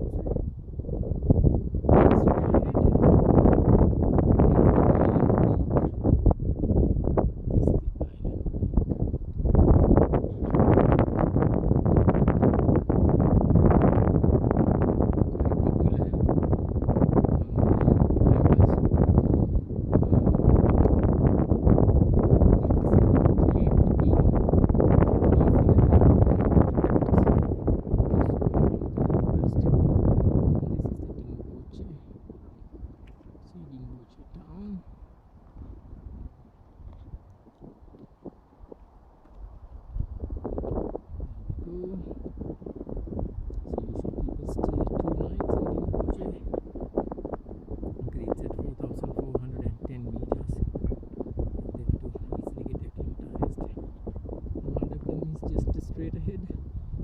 The sun is not going to give us a good view, so I'm just going to skip that for the time being. This is towards the Panguche, it's the Kantake, and the far distance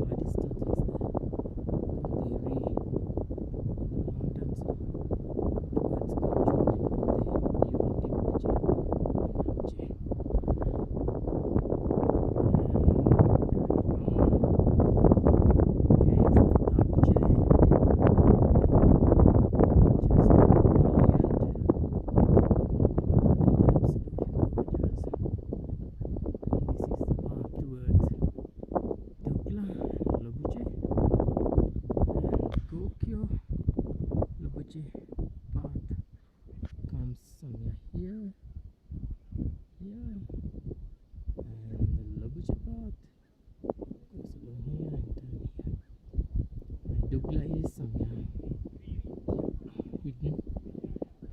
that's where we'll be spending our next tomorrow night.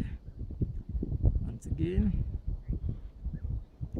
actually the distance higher up is the Nagarjuna Peak. We are going to climb that higher up. We need to conserve our energy.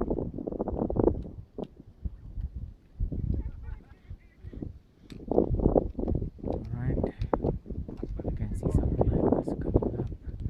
Okay, we'll see you later then. Once again, we are at the Tengboche Monastery. As you can see, it's pretty isolated. There are no llamas living in here. It's understandable because it's at so far higher up. Because we came from Tengboche 4,410 all the way up to the Tengboche Ri. This area is called as Tengboche Ri. And Nima is playing the videographer, so there I hope he's doing a good job. So Tengboche Ri is about 250 to 300 meters higher up than the Tengboche village. So we are technically around 4,700 meters up. So I keep breaking my own record. So we broke the 15,000 feet record. Still feeling pretty good. Now as you can see in the distance, and probably behind these prayer flags, if Nima can slowly turn the camera around, you can see Makalu somewhere in the middle. And what is the other mountain, Nima? What is the other mountain? Amalapta. Amalapta. And to the right over here, Yes. because of the sun we can't show you directly, it's the Amadablam. It's just amazing view. Nima, if you can show the village below, slowly come forward and show the village below. You can see how high we are at this stage. Easily 250 to 300 meters higher up. So we are getting acclimatized pretty well. This is the 8th day. So tomorrow we are going to Dugla, and if we can show you the Kantake also, the beautiful mountain behind me now. Yes. That's Kantake, and that's towards Namche. Panguche and Tengboche, and further so far up is where we stayed, Kumjung and Kunderi. So far extremely good. So tomorrow our plan is to go to Dugla, and we will be staying one night over there, and we are going to see one of those glacial lakes called Chola Lake. Yes. You can see that's probably at the distance there's a prayer flag and a bit of lines going. A lot of people are there, and in the distance up there is Tabuche. That's another 6,000 meter range peak.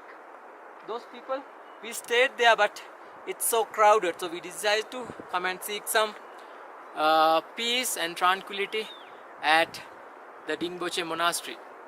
Well folks, that's all for the day. We'll see you tomorrow. Okay.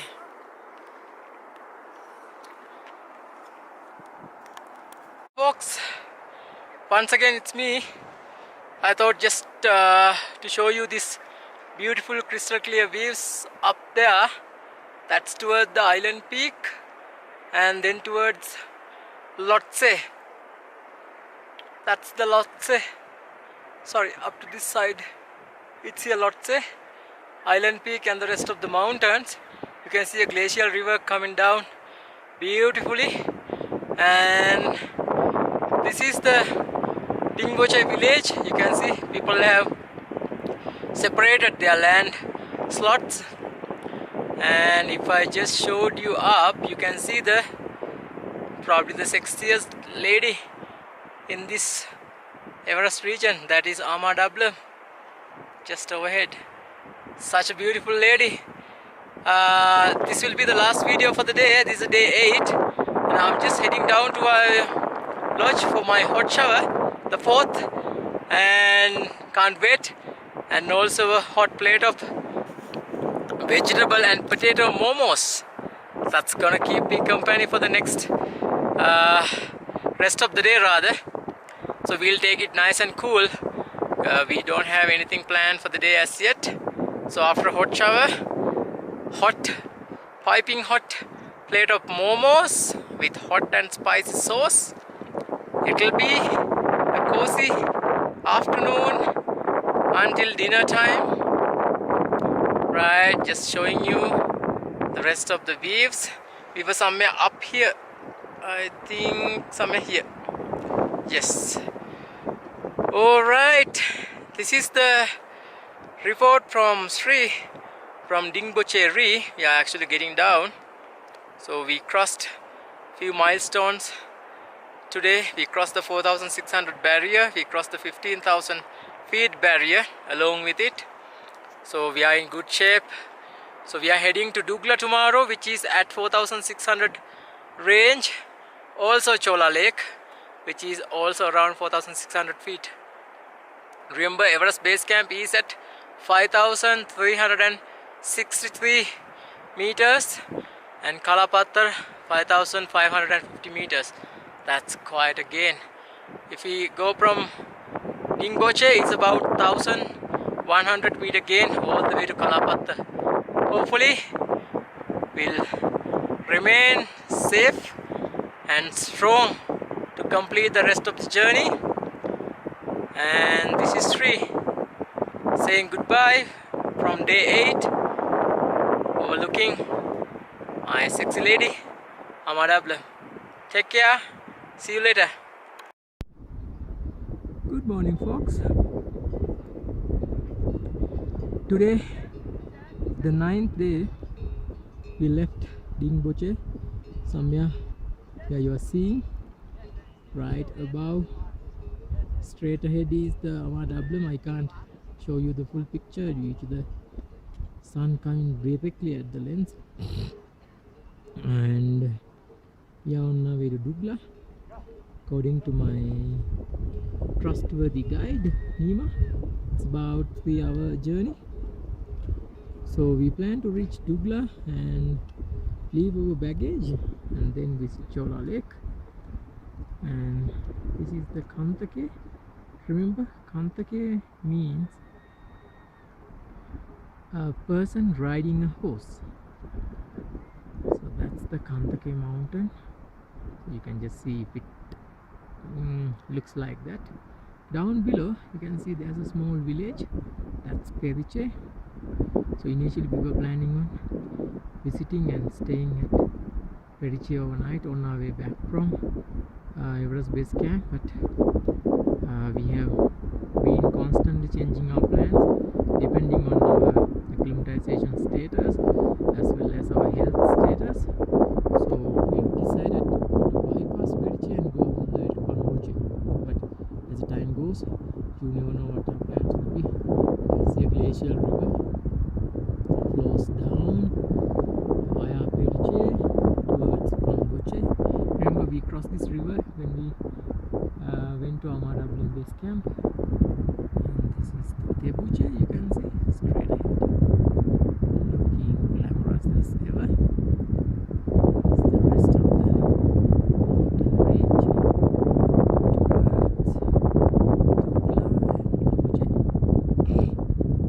Mind you, there are a lot of people on the trail this morning.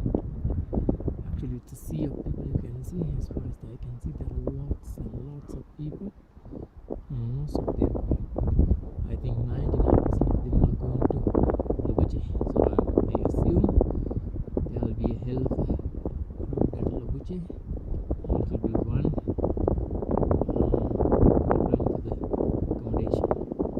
We also have another plan cooking, still in the planning stage. We'll tell you all about it tomorrow, depending on our acclimatization status at Dupla. Right, you can see there are a few houses like structures, but nobody's living in them. Alright folks, it's time to move on. I'll see you from Dugla or somewhere in between.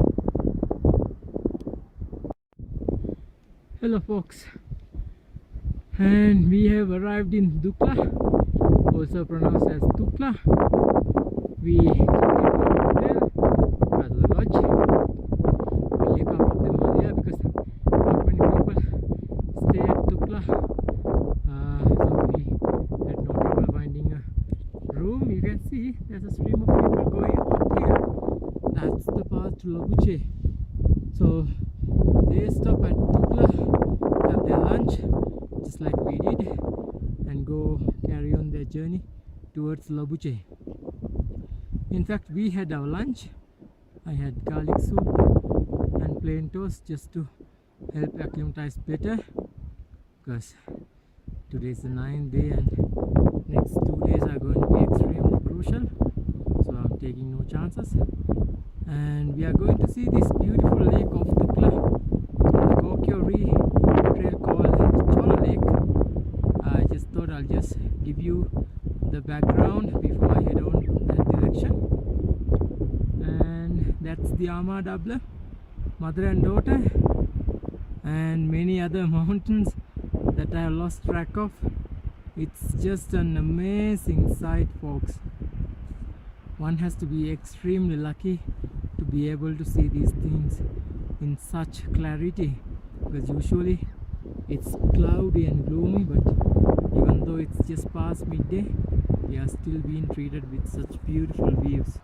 And my companion, guide, everything goes there, Nima. And this is the Tengboche, which we were following from Panguche. That's the trail that goes to Chola Lake, so we'll have to follow that trail. And the Chola Lake is beyond this hill in the foreground. That's an amazing sight. So I'll be doing another video at the Chola Lake, hopefully the last one before we tuck in for the night. And tomorrow morning we have a long trek to follow the same trek as the other people are going to go to Tengboche. And you see the Lobuche Peak somewhere up there with the snow-capped mountain. I can see dotted line of people trying to get to Lobuche as soon as possible. It's extremely cold here and windy. I hope you can hear me.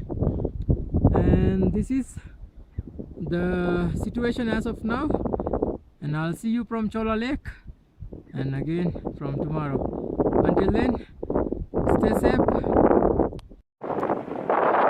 Hello folks, it's me once again, and we have reached finally the beautiful glacial lake called Chola Lake. Let me show you. There is the beauty. How do you like her? She's one gorgeous lady. That's her, Chola Lake. And this is one beautiful lake. We had to walk from Tukla, our lodge, about 2 to 2.5 kilometers. So it's been a grand day of trekking. We started at Tengboche, trekked for about 5 to 6 kilometers in about 3 hours, reached Tukla, had our breakfast, had our lunch. I wonder if you can see there's a helicopter going. Can you see? I'm not sure. Right, alright, never mind the heli. We had our lunch, then started our trek and got here in no time. This is one great lake, and most of the people who do the Everest Base Camp trek miss this beauty. So this is my third target. I did the Kunderi, Abeywickrema Base Camp, and now the Chola Lake. 2 more to go, the toughest of all. And let me show you the rest of the surrounding. It's just beautiful, folks. One has to be extremely lucky to get so far and be able to feel the beauty of the Mother Nature. This is grand view. Behind me is Tengboche. Remember, she's been following us from Panguche. I'll just not go all the way up because the sun is right behind her. I'm going to show you the rest of the view from here. That's towards Periche. When we are coming from, change of hands. When we are coming from Everest Base Camp, we'll be going via Periche, not Tengboche. Can you see mother and daughter? She's absolutely a looker. And this is one grand journey it turned out to be. So in this memory card I have about 2 minutes more remaining. So I'll try and give you all the views that I can think of so that I can change memory cards. And this is actually not a hard day of trekking. It was tougher than yesterday, of course, but not a bad day at all. We achieved quite a lot. I wonder if I should give you a 360-degree view just to show you the rest of the beauty here. You can see the yaks usually graze around these steep hills. They didn't fancy taking photographs, so we just came all the way up. And once again, the beauty Chola Lake. She's amazing, folks, just amazing. Look at that. And I quite fell in love with the Panguche in Ladakh, and I really wanted to see her the moment Nima mentioned, Sri, there is Chola Lake. I said, why not? So this is her. And folks, I think it's time to say goodbye from Chola Lake. We'll see you tomorrow from Lobuche. Good morning, folks. This is the day 10th, and we just left Tukla, which is somewhere down below, and now we are at the Dugla Pass. I think you know that Dugla is also pronounced as Tukla. So in the distance is towards the Abeywickrema, Kantake and the rest of the mountains we have been following from Tengboche since yesterday. And now we are actually at about 4,800 meters, because we were at Dugla 4,620 meters. So we gained about more than 200 meters in less than an hour. So it was another very tough climb, and definitely more difficult than yesterday. So, and this place is pretty special, because this is where all the climbers who had done the Everest expedition and died during trying to achieve their dream had been buried. If you see behind me and all around me, there are like tiny tombstones, like tiny pagodas. They are actually not pagodas, they are the tombstones of those who had died chasing their dreams. Actually, it's not a bad death after all, because you die doing something you really love. So that's the way to die, rather than having to fall sick and be in a deathbed for years, being troublesome for the rest of your family, your friends, doing nothing, being a vegetable. So this is actually a good way to die, chasing your dream. So you can see there are so many, countless number of tombs erected in memory of those who had died during the Everest expedition. So let's say, bless their souls. And you died, but you died chasing your dream. So it's nothing. I don't think it's a really bad thing. Right, folks, we are on our way to Tengboche. I was telling you since yesterday that we have a wild right up our sleeve. Not going to tell you as yet. We'll first go to Tengboche, which is at 4,900 meters. So from here, it's sort of like a walk in the park. Shouldn't be that much of a big deal. And if you see onto that side, there's a thin line along that ridge. That's the path to Gokyo. It's really difficult even with my glasses, dark glasses. That's the path to Gokyo. So we saw a lot of people going towards Gokyo, those who had started from Tengboche early in the morning. So we left Dugla after the best Sherpas tour I ever had. And a good ginger tea around 10 to 8. And now we are here at the Dugla Pass. So we'll be going to Tengboche and see our accommodation options and plan our day since then. So actually we made good grounds, despite my last night being the coldest of all, even though I still didn't have to use my thermals. So hopefully I'll have to use them at Tengboche and Gorakshep. Alright folks, been nice talking to you. We are almost there at our target. Let's hope we'll be able to manage it. Until then, goodbye, cheerio, take care. Okay lads, here we are at Tengboche. In no time actually, we made it in just over 2 hours. Sorry about that, just well under the planned 2.5 hours time. And this is the Tengboche village. You can see Mount Pumuri. Pumuri means daughters mountain. Pumu is daughter. And there are so many other peaks that you can see. That's the path to Gorakshep, through that bridge over there. And I told you we have a wild plan. Okay, before that, let me show you Namche, one of the 3 sisters. She's covering the Everest and Lhotse, so we can't see them from here. Right, okay, back to our wild plan. I just turn around so that you can enjoy the view while listening to my wild plan. So we were planning on staying at Tengboche, and we've been changing our plans ever since we embarked on this journey from Lukla. And it all started from Kumjung, where my second home is, in Everest region. So we were planning on staying at Tengboche But now we have decided no, we are going all the way to Gorakshep. Lobuche is about 4,950 meters and Gorakshep is 5,100 meters, so we are going to cross all the way the 5,000 meter barrier and stay at Gorakshep.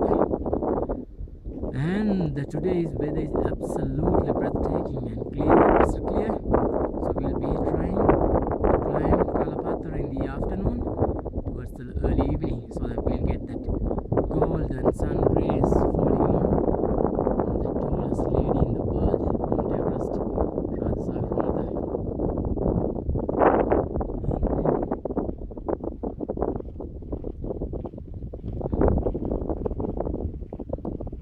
Let me show you another group of people, and that's Tengboche in the distance, you can see. So we'll be then taking those pictures hopefully. I don't know how I will cope with 5,000 meter height, but I hope there won't be anything dramatic. So far everything has been going absolutely fine. And then tomorrow morning we'll do the Everest Base Camp and get back down to Samya in Periche. We'll plan it as we go along. That's the wildcard plan, folks. This is Sri saying goodbye from Lobuche. We'll see you on the way to Gorakshep. Cheerio. Hello folks, it's me once again. We are on our way to Gorakshep and this is the Lobuche Pass. I can safely tell you that we have just crossed into the killer zone, which is the 5,000 meter zone.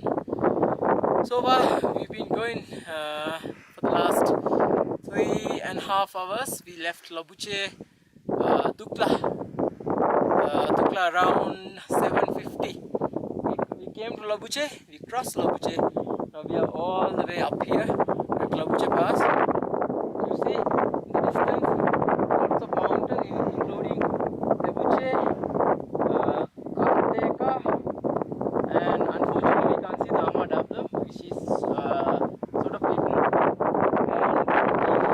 And along this rocky latent path is extremely difficult and it's very windy. I hope you can hear me, and also very cold.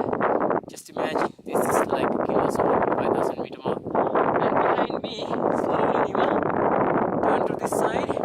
One of the three sisters, Namche, is right behind us, looking at us, hiding Everest and Lhotse. And that's where, if we circle furthermore, that's where the Gorakshep is. So we are planning on visiting Gorakshep today. That's the wild plan. Have a garlic soup and plain toast lunch. Climb the Kalapattar. Hopefully I'll be strong enough to do all that. So far the going has been extremely smooth. No hiccups. And we had the trail more or less for ourselves because there were not many people coming beyond Lobuche towards Gorakshep. And there are many other people, sexy ladies behind me. This is the one in the middle. Right in the middle is the Pumuri. It's the daughter's mountain. Right, Nima? Yes, Pumuri. right. What are the other mountains, This Nima? is the Kumbuchi. Right, Kumbuche. Yes. And on to the right of Pumuri. Yes. And on to the left. And there are so many other mountains. And we met a lot of people who were on the Kalapattar in the morning and heading downhill towards either Periche, Panguche, or beyond that. So that's the story for the day, and we are still about 1 hour, 1.5 hours from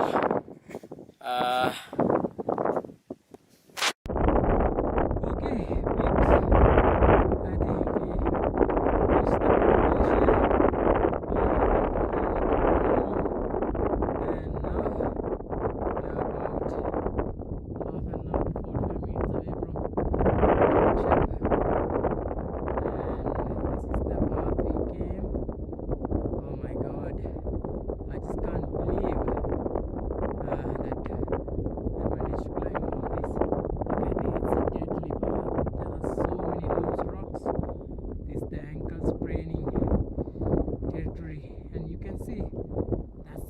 glacier. Every now and then you can see these pools of glacial water, frozen solid,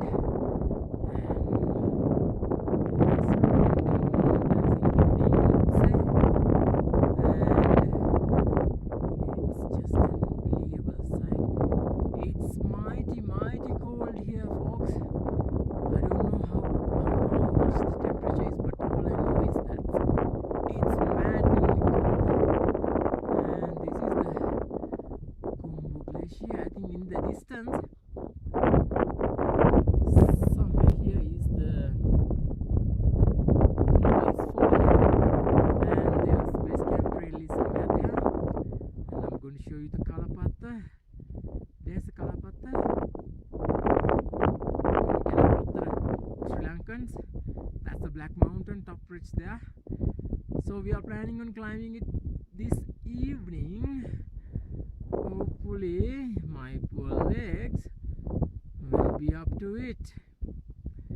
Well, it's been fantastic scenery all along. So this is definitely a cold desert, and if you can see there's a bird somewhere here. I actually took a couple pictures of the fellow.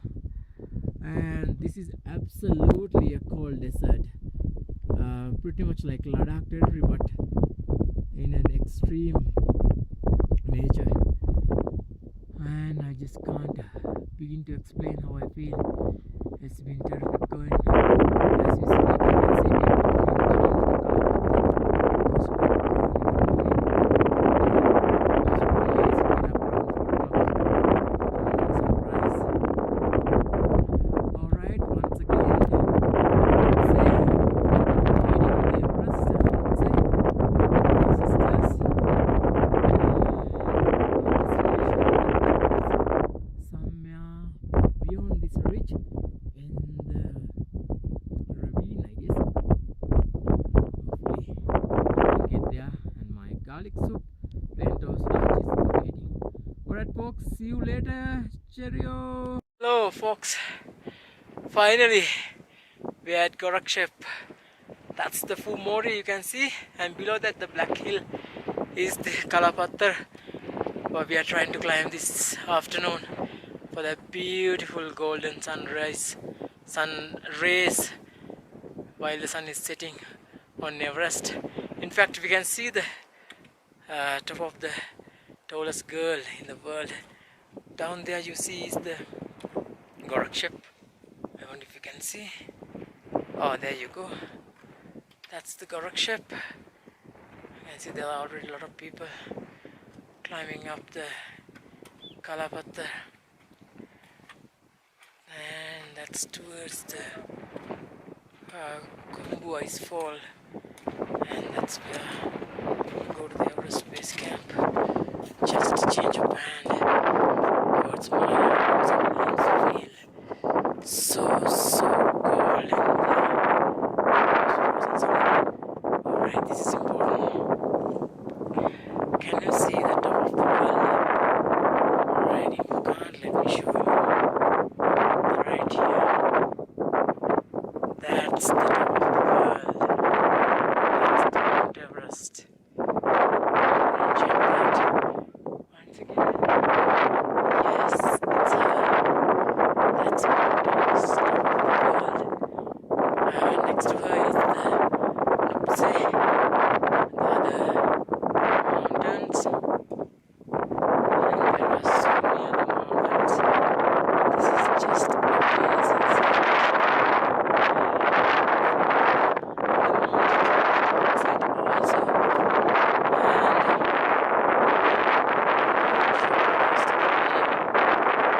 I really hope you can hear me.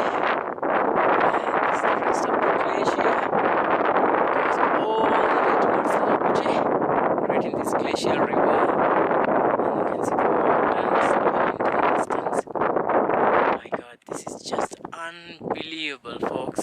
I would never have thought I would be able to come this far. It was an insanely difficult hike. We gained more than 500 meters in elevation. Now if we climb the Kalapatthar, we will cross 1000-meter range just within one day. That's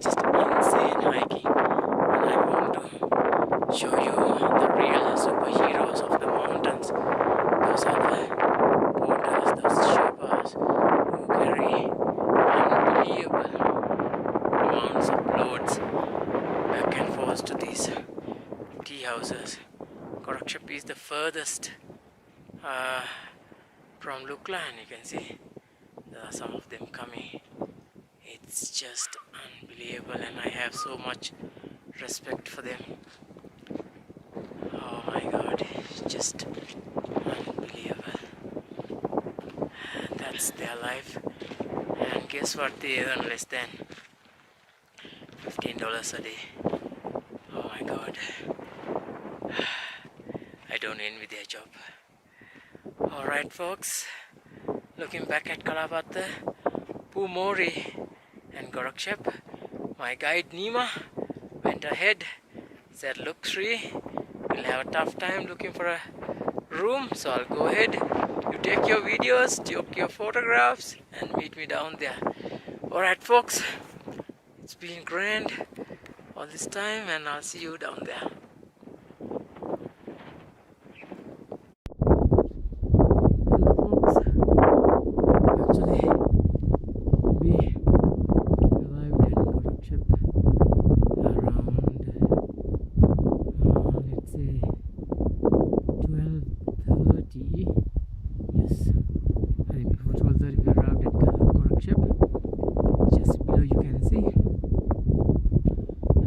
Soup and toast lunch. Unfortunately, none of those lodges had a room for us, and guess what, we are bunking down in a goddamn tent tonight. I wonder if you can see, there's a red color building down below. Can you see the red color building? Yes, somewhere here.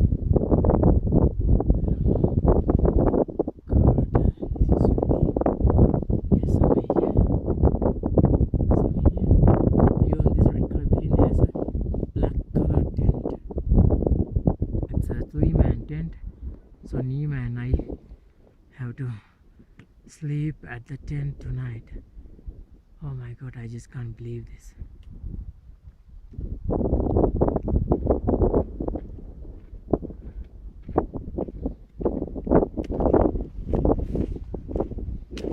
Having come from Tukla all the way to Lobuche, and without stopping at Lobuche for a room, we decided to come all the way to Gorakshep for a room, and got bleeding tent. And this is the Namche right in front of you, towering above us, and there's a cloud slowly trying to cover the Mount Everest. And the time is around now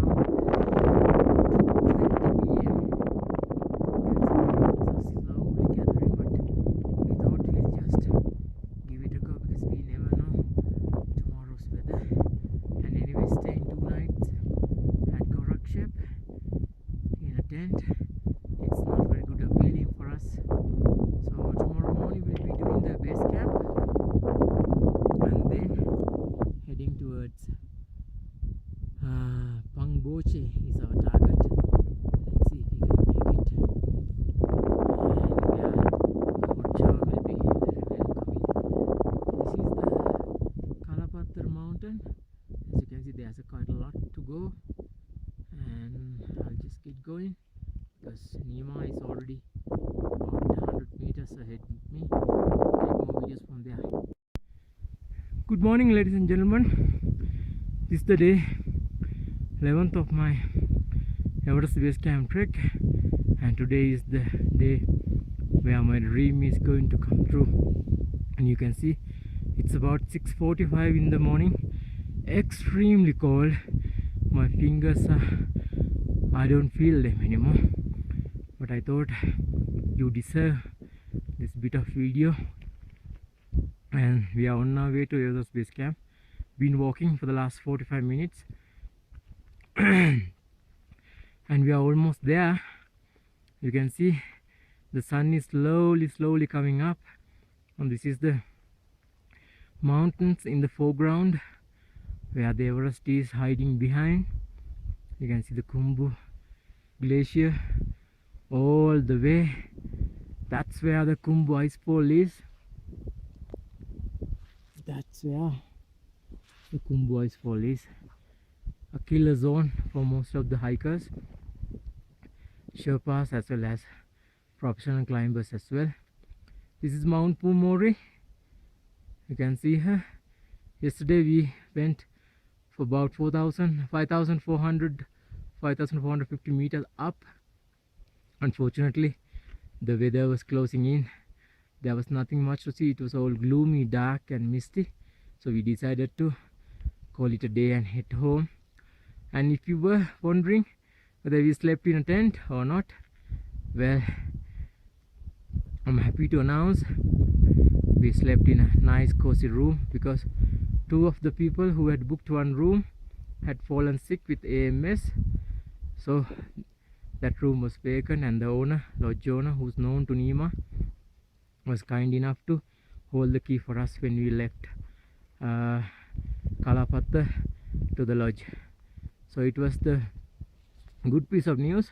Probably that is the reason why Everest was hiding herself from us, so that we could go and grab the room, and we managed to sleep in the cozy room. And that's the news so far. And we have another wild card up our sleeve rather. So I'll tell you more about it when we are ready to go about it. And once again, that's the Khumbu ice fall, and that's where we are heading to the Everest Base Camp, where my dreams await. Alright dreams, here you may come. Hang on tight. Alright folks, we'll see you from the base camp. Until then, this is Sri signing off. Good morning folks, and it's 3 at the Khumbu ice fall and the Everest Base Camp, the 5th of my target in this trek. This is the 11th day. It's been some grueling trek. We've been trekking from Lukla all the way to Everest Base Camp. Over the last 11 days, including today, I think we have trekked for about 90 kilometers. That was one hell of a trek. And you can see behind me is the massive and mysterious and active Khumbu ice fall. And you can see the Namche. The sun is slowly coming over her. And you can slowly, if you can see at the top of that, the Everest. You can see a little bit of it. In front of Everest is Lola, and there are some more mountains towards that side. Those belong to Tibet. Is that right, Nima? Yes, it is. I'm actually freezing cold. I think it's about minus degrees here. It's so cold here. But this is where people come in to climb the Mount Everest. This is where the base camp is, as you can see. Thankfully, Sagarmatha Pollution Control Committee, operated in Namche Basa, do a lot of good work in order to collect the garbage, polythene, and keep them here, and then collect them and take them back to Lukla and then to Kathmandu. This is the mountain's view, and it's around 7:15 in the morning. We left Gorakshep around 6 o'clock. It was freezing cold, but this view, and we have the Everest Base Camp for ourselves. There are no problems. And you can see Lady Namche, Pumuri. I'm actually missing out mainly because of the cold. Pumuri is over there. Mima slowly turn around for the path we came in. You can see the path parallel to the Khumbu ice fall. This is one grand journey. We enjoyed it to the max, and this is the pinnacle of the Everest Base Camp trek, and it's been wonderful going. We managed to achieve all of our targets except the Kalapatra yesterday. The weather was simply unbelievable. It was gloomy, dark and misty, so we decided not to go all the way to the summit. But now we can see the Lady Sagarmatha beautifully from here. I think that's for the day. This is Sri signing off from Everest Base Camp. Cheerio. Hello folks. Right. Remember sorry, we were talking about wild card up our sleeve. Well, this is going to be that. Yesterday we tried to climb Kalapatta, but even though we climbed more than 2/3 of the way, we were not able to get good views of Everest because weather was too bad. It was cloudy, windy and misty, so you couldn't see any of this. Therefore, this morning around 6 o'clock we left to Everest Base Camp, which is somewhere, let me zoom in, somewhere here. Yes, that's right, somewhere here. You can see the Tengboche fall beautifully, the death trap for the climbers. We did that in about 2.5 hours, and then came to the lodge, went our breakfast, packed our bag. By 9:20 started our Kalapatta hike once again, and we plan to go up to the Kalapatta this morning.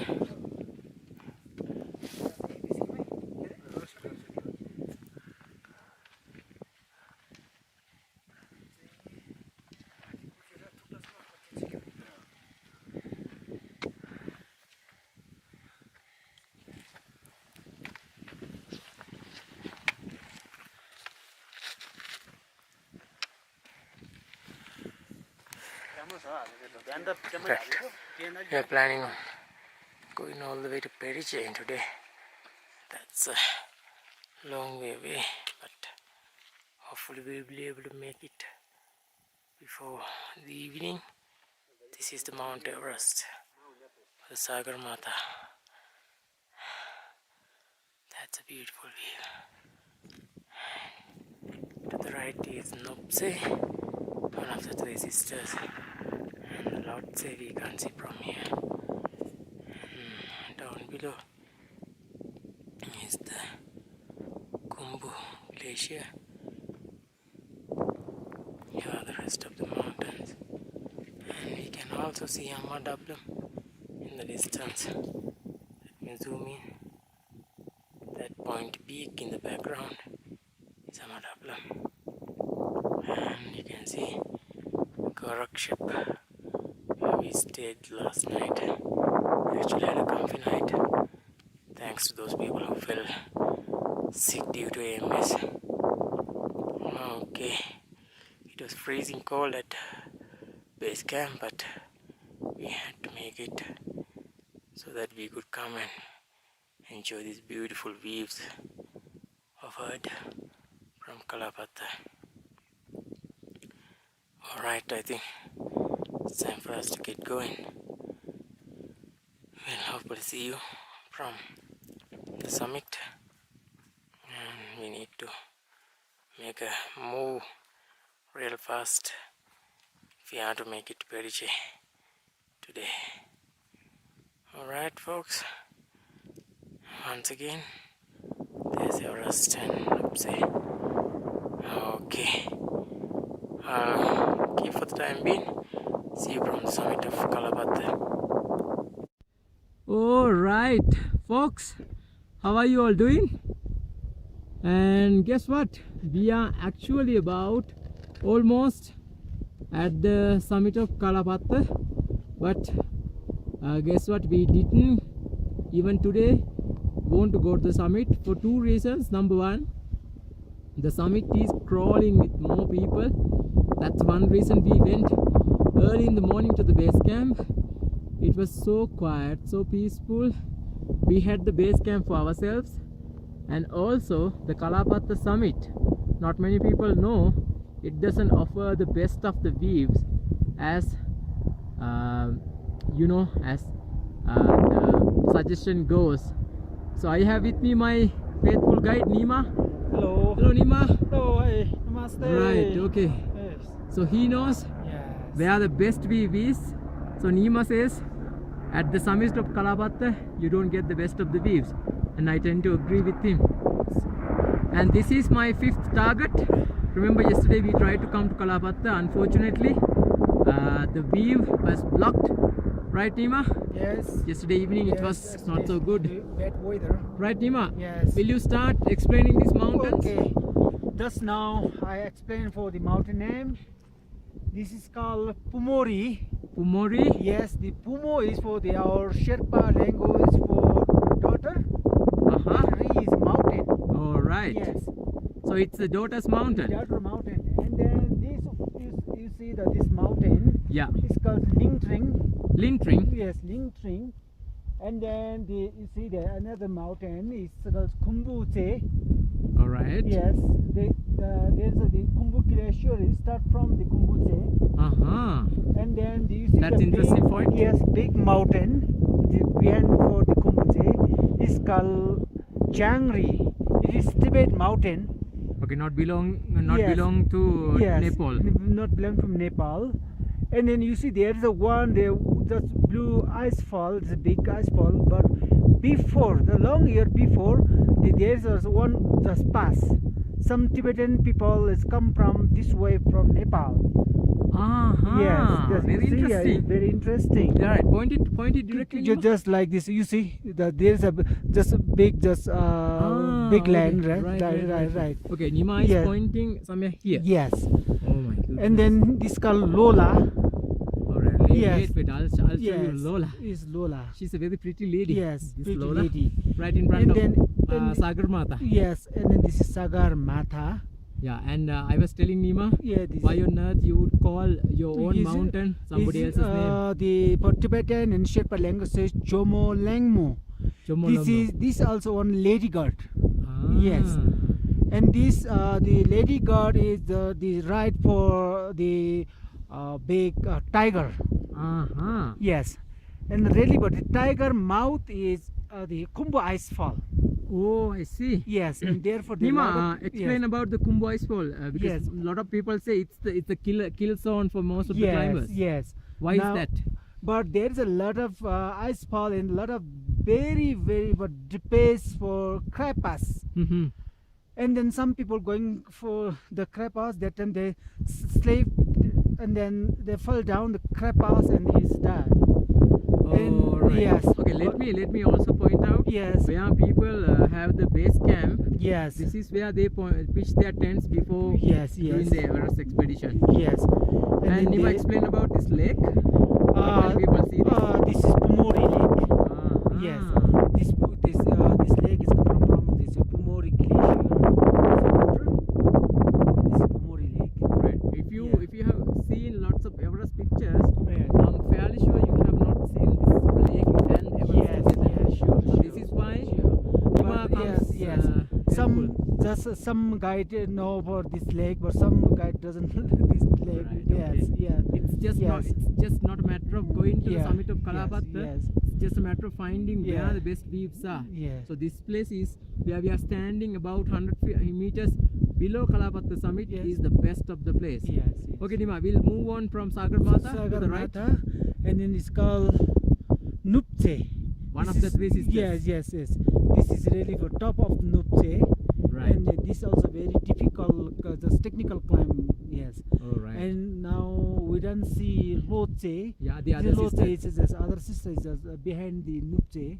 Right. Between Okay. for just Sagarmatha, Everest and Nupche. Yes. All right. Okay. Yeah. Let's move on to the Yes. for the right. Now we are going to for here, and now you see there's another one mountain. It's called Kongmache.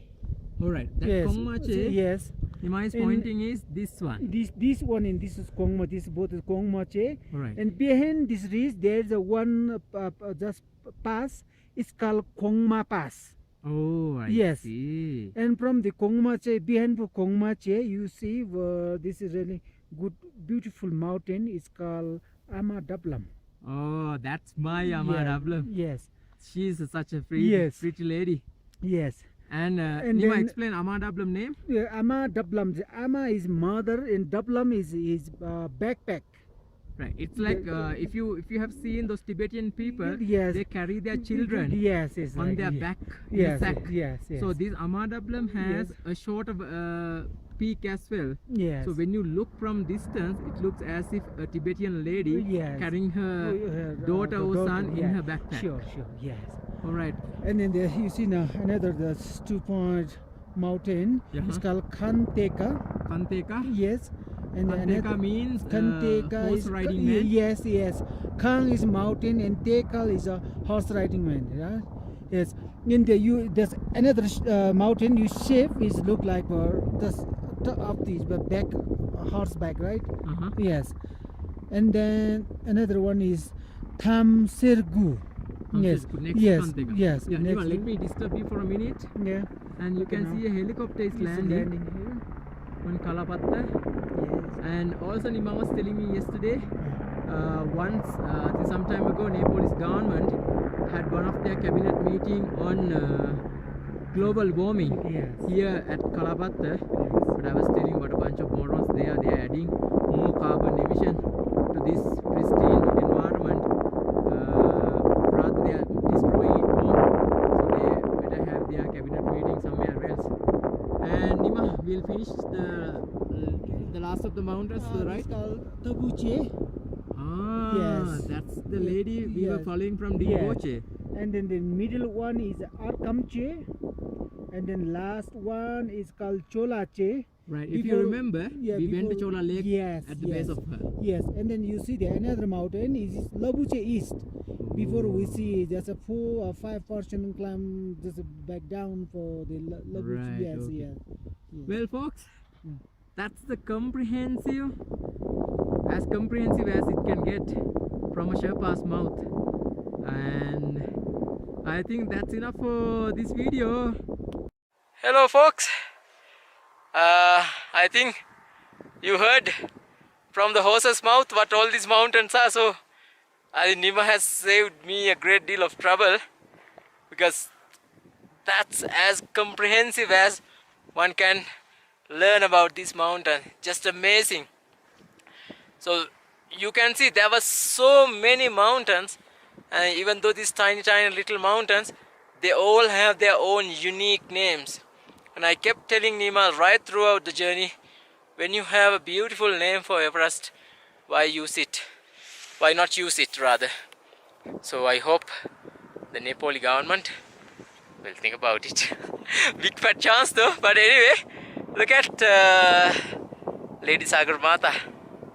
She is the tallest lady in the world, with big, those slender legs. There's no other beauty in the world. And you can see the killer zone for most of the Sherpas and climbers who do the Sagarmatha expedition. And that lake, Pumuri Lake, I don't think a lot of people have seen it. And because this is the best viewpoint, even though the Kalapatha summit is about 100 meters up, we thought, okay, we'll just stay away from the rest of the people, because it's teeming with lots and lots of people. And unfortunately there are so many helicopters. It's just like Vietnam War here, one after the other. There are so many helicopters. You can see Namche, one of the three sisters, and she's covering the other sister, Lotse. And if you move on further, this is in fact just to get you an idea of the surrounding when somebody is standing in front of it. I think I just showed you a picture, the video. In the previous video there was a helicopter landing here in the Kalapatha, because the Kalapatha has a kind of a plane. It reminds me of our Horton plains. So in fact this had been built for that particular cabinet meeting, which was just a publicity stunt, like most politicians are up to these days. All action, no talk. Remember NATO. And that's the way we have to go today, passing Lobuche, Tukla and Odugla and Tupeduche. That's where our overnight stay is. We had a Sherpas too. That's Nima behind me. We had a Sherpas too and a hot lemon. Feeling good. And went to the base camp early in the morning, very early. It was very cold, biting cold. I can't still feel my fingers. It was so cold, but fortunately, save for a group of 5 or 6 people who went as we came in, we had the base camp pretty much for ourselves. That's exactly how I wanted. So folks, all 5 targets in this journey are successfully achieved, and I'm really glad that we made time to come to the Kalapatha this morning, because yesterday I was feeling so sad and down as the mist and the clouds covered all this beautiful view. So without looking at this, having come all the way, trekked from Luka for about 90 kilometers, I didn't want to miss it for the world. Alright, this is Sri signing off with the lady Sagar Mata behind. Good morning all. The day 12 of my Everest Base Camp trek. Last night we stayed at Periche, just below Dukla at 4,200 meters. It was very cold because Periche is near a glacial river. Now we started around 7:50 from Periche, and now we reach Panguche to collect the luggage we left at Panguche. And I just thought we'll do a short video to show my beloved Amadablam and the Panguche where we stayed 2 nights. And this is just an amazing weather. In fact, in the morning we had a lot of mist and clouds, but in about an hour or two it all lifted off. So this is the glacial river that follows all the way to Tengboche, then to Manjo and Pakti.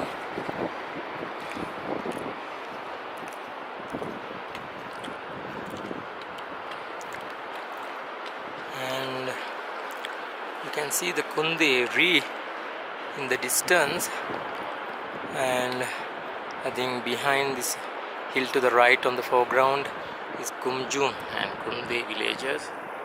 Just zoom in for Tengboche village. That is the Tengboche village. See, that's where we are heading now. Hopefully we'll be able to get there in about an hour and a half.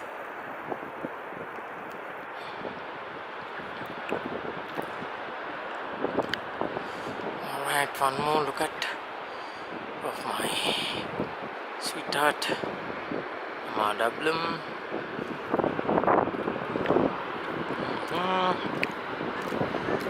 There she is, looking gorgeous as ever.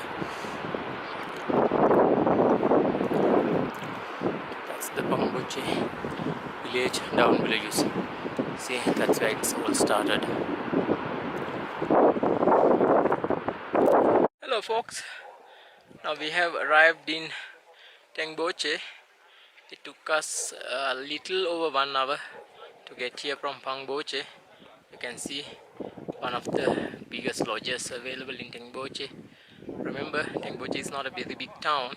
It's famous only for that sorry, for that monastery, which I'm going to show you in a while. And we've been walking about for the last 3.5 hours with a nice break in Panguche, and now here at Tengboche. We are going to have lunch further down, then climb up once again to Namche Basa, where we'll be staying. I think you can see the Tengboche Monastery now over my head. There you go. It was once burnt completely, but these people have rebuilt it beautifully. In fact, there were 2 famous chanting ceremonies a day, 6:30 in the morning and 3:30 in the afternoon. Unfortunately, we missed it on our way because we didn't have a accommodation option here, and so even today we are going to miss it. Bad luck, but all in all, we had a very successful journey, highly successful. All my targets were achieved, and here we are on our way back from Everest Base Camp. This is the 12th day continuous hiking. Yesterday when I checked, we had trekked yesterday alone more than 24 kilometers. That's a lot of distance which we have covered.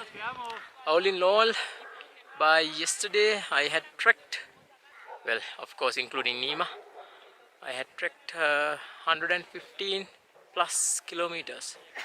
Well, that's a lot of trekking which we have done. In the distance you can see Amadablam, such a beautiful lady, and here the three sisters,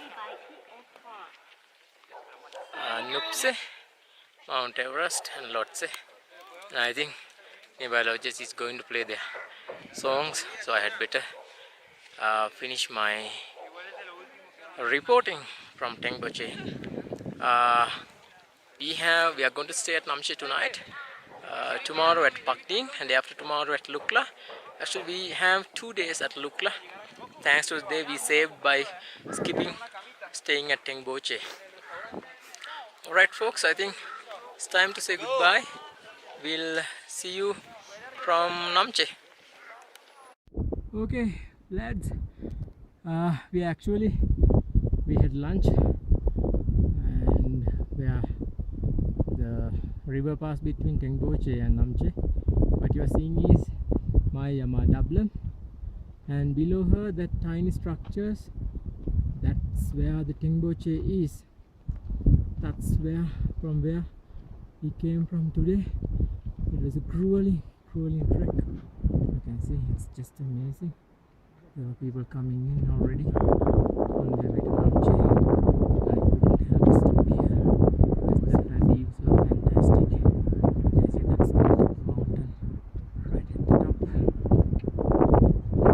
a waterfall somewhere down. I can show you that.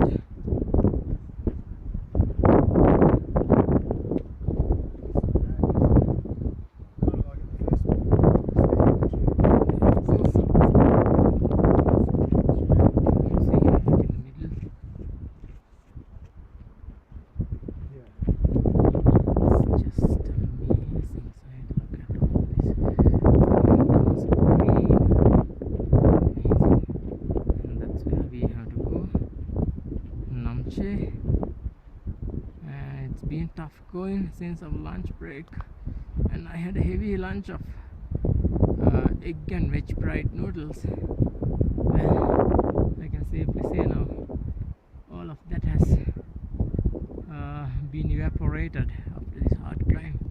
Look at this mountain. I just can't get enough of Amadablam. She's such a pretty mountain, a lot prettier than Everest or any other mountain we have seen on our journey. Well folks, I think time for me to say goodbye for the time being. We'll see you in Namche. Okay folks, well, I couldn't help stopping and taking this video because this is the high pass between Namche and the village just before the Tengboche. Unfortunately, I've forgotten the name, but look at this view, just amazing sight. Let's start from the left. This is somewhere to the Kumjung side. Look at that. I think that's the path to Gokyo, and this is there's somebody coming in, and this is the rest of the mountains. You can see Everest at the slight edge of this mountain right here. That's Mount Everest. To her right is Lhotse, Nupse we can't see, and Amadablam. She keeps popping up and then going back, and this is the rest of the valley. You can see the down below the glacial river gushing down. nurturing the villages below. And there's another very tall mountain up here. That's the lady. There she is. Just amazing. That's the way to Namche.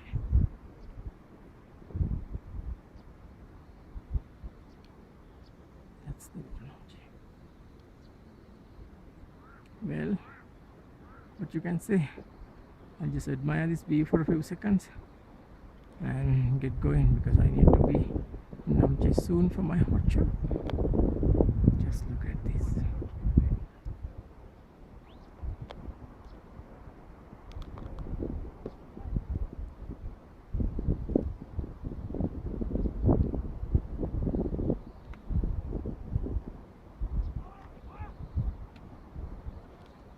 I think I can hear Yak Train also coming.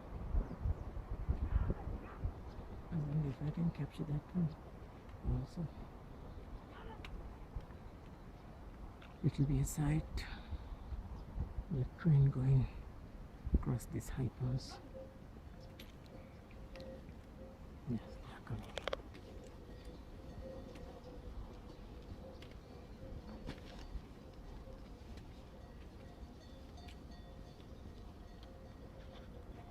Here they come. Can you hear the bells? That's unmistakably the yaks.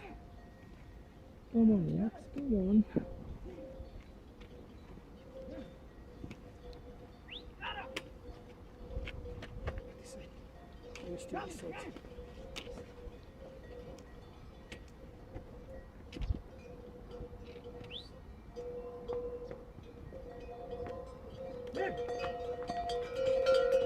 Here they go. Namche! Gun! Right!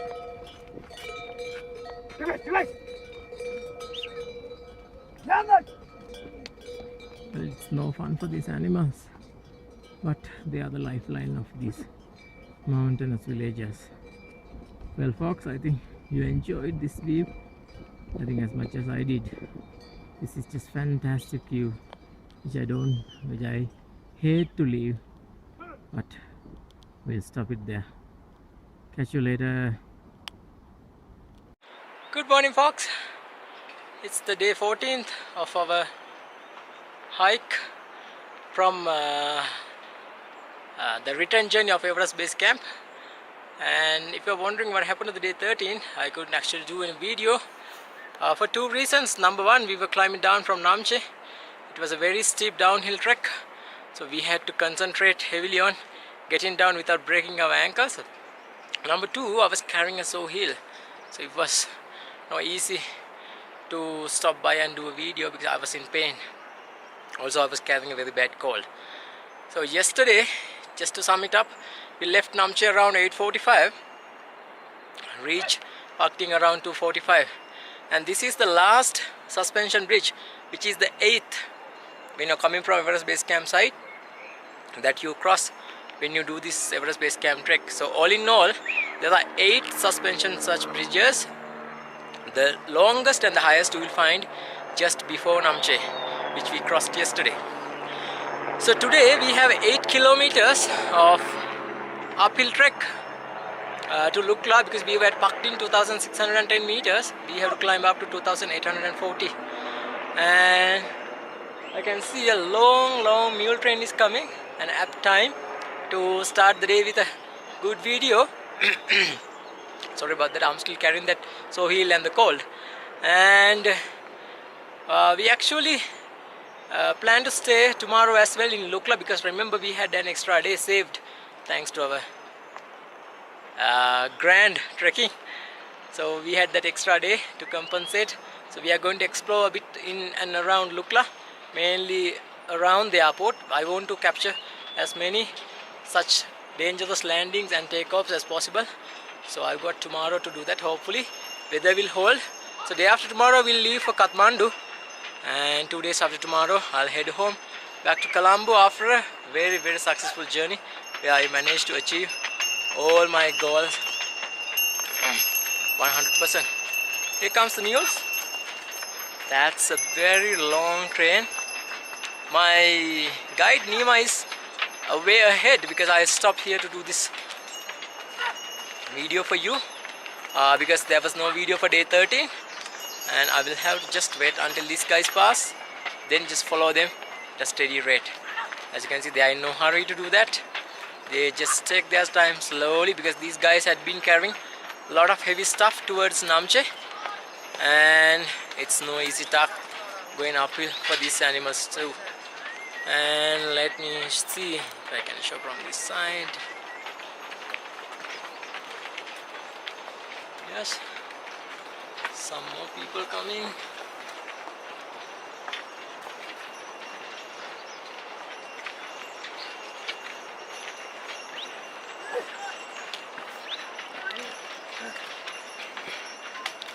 Oh, there's a little doggy too.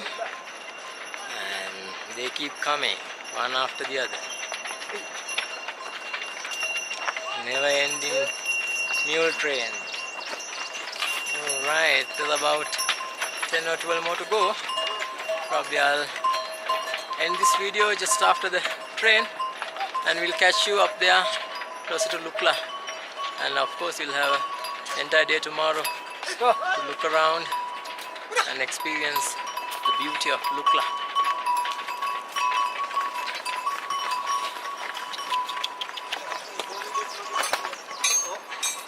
Okay, time to get going.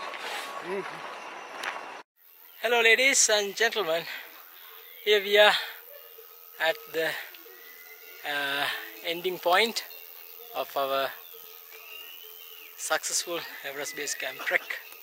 This is where we started 14 days ago, and today we are ending it today.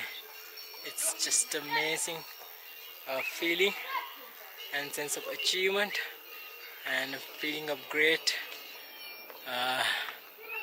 I don't know, so many things going on in my mind. And I can hear Yak Train is on the way, and we managed to come to Lukla in just 3 hours. So to cover this 8 kilometers was just an amazing sight, and you can hear the bells. It was one successful journey. We just managed to finish in 14 days, just 1 day to spare. So we have 1 full day of Lukla tomorrow to explore and see the beauty of Lukla and see these crazy aircraft landings. As I speak, there's one aircraft coming, but we'll take a look at these yaks or zomotos as they are known. It's just an amazing sight. So we have finally completed this Everest Base Camp trek successfully, achieving all 5 of our goals. We managed to do the Kunderi, and then Amarablam Base Camp, Chola Lake, Kalapattar twice, and also the Everest Base Camp. Well folks, there were so many people coming in from Kathmandu via aircraft, and they're just starting their journey. And I can just remember how we started 14 days ago. It was just an amazing sight. And as I speak, there's another aircraft coming in to land. Only if I can show you that. There is an aircraft somewhere there coming in to land. It's so low, and I wonder if you can see that. There are a lot of people waiting to see it. And I can't capture it, and that's too far away. Yeah, I think that's too far away. Anyway, we'll have full day of aircraft touching down and landings and taking off. So it'll be full of happening and action-packed day tomorrow. Alright folks, and we'll see you tomorrow. That's the day 15. And until then, good luck and take care. Thank you for being with me in this journey. Good morning. Today's a day 15th. So we got up early in the morning despite my dreadful cold and came to see the aircraft coming in and then going back from one of the most dangerous airports in the world, Tenzing Hillary Airport at Lukla. You can see that's the airport and its runway and parking base that you can see behind me, and that's the mountain range. They usually come over these mountains, start their descent approach, slowly come in and land. But the problem is, why this is a very dangerous airport is, once you have started your descent approach, it's the no escape zone. You can't go back. The problem is, as you can see that the way I am filming this, it's another mountain, long, big and tall hill. So if they were to abort it and take off again, they would be just coming and crashing into this mountain straight away. So that's why it's really dangerous. So the pilots have to extremely make sure that they really can land on this thing. There's no visibility problem, there's no other traffic on the runway, the runway is in good condition, all that things need to be considered. So that's why it's really important. And you can see this runway is at a slight angle upwards. When you're coming in, it's easy for you to brake and turn into one of these parking bays somewhere here. You can operate 4 aircraft at a time. We saw 4 aircraft coming in and then taking off. I took the videos of it, unfortunately not the photographs. I was so busy capturing the videos. So that's the main reason why it's a so dangerous airport in the world. So if it's misty and cloudy, they will not operate. Even when it's raining really hard, they won't operate, just for the sake of the safety of the passengers. There had been some deadly crashes here.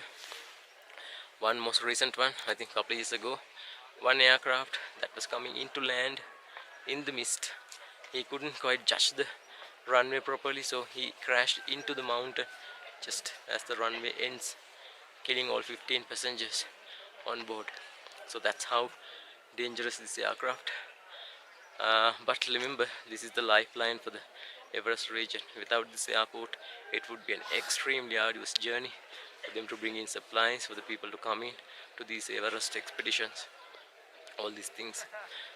Because the nearest transporter village is about 7 days walk from Lukla, that is called Jiri. So you can drive up there and start a 7-day hike towards Lukla. And we saw yesterday a lot of people doing that trek and we met them on the way. But that's not a way to transport goods and essential food items to this Everest region, where millions and millions of tourists visit a day.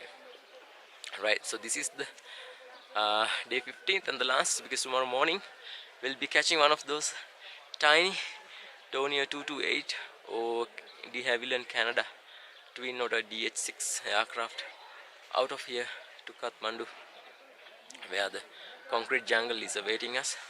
So today we are visiting the Chola Monastery, as well as there's a farm, and then Chola Hospital if the time permits.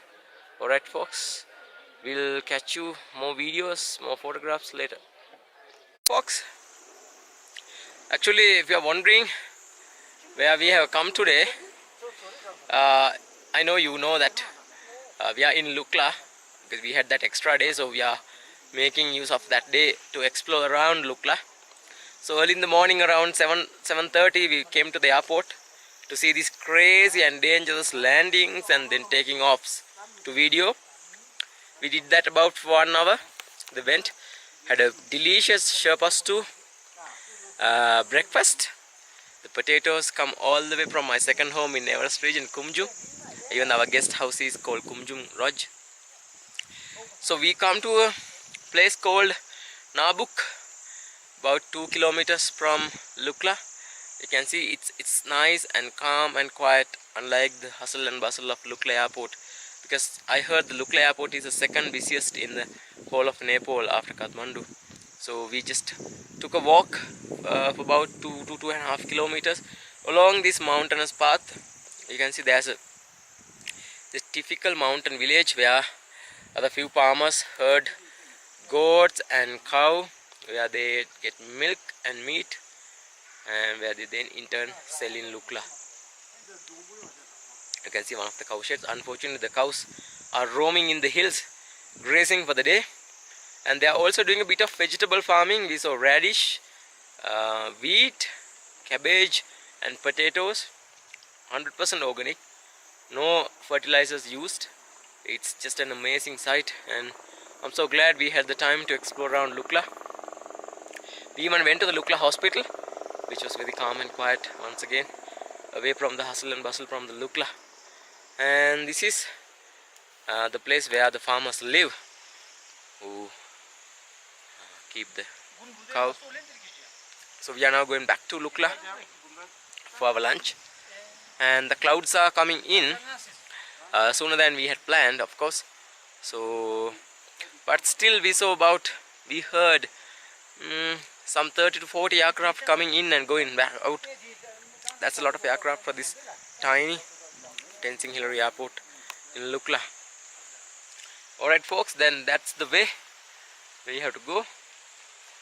And if I show you, that's over my shoulders where we have to go down and get into Lukla. And Nima also said you can go behind this mountain and walk a long way and emerge from Chukung. You remember Chukung of Tengboche?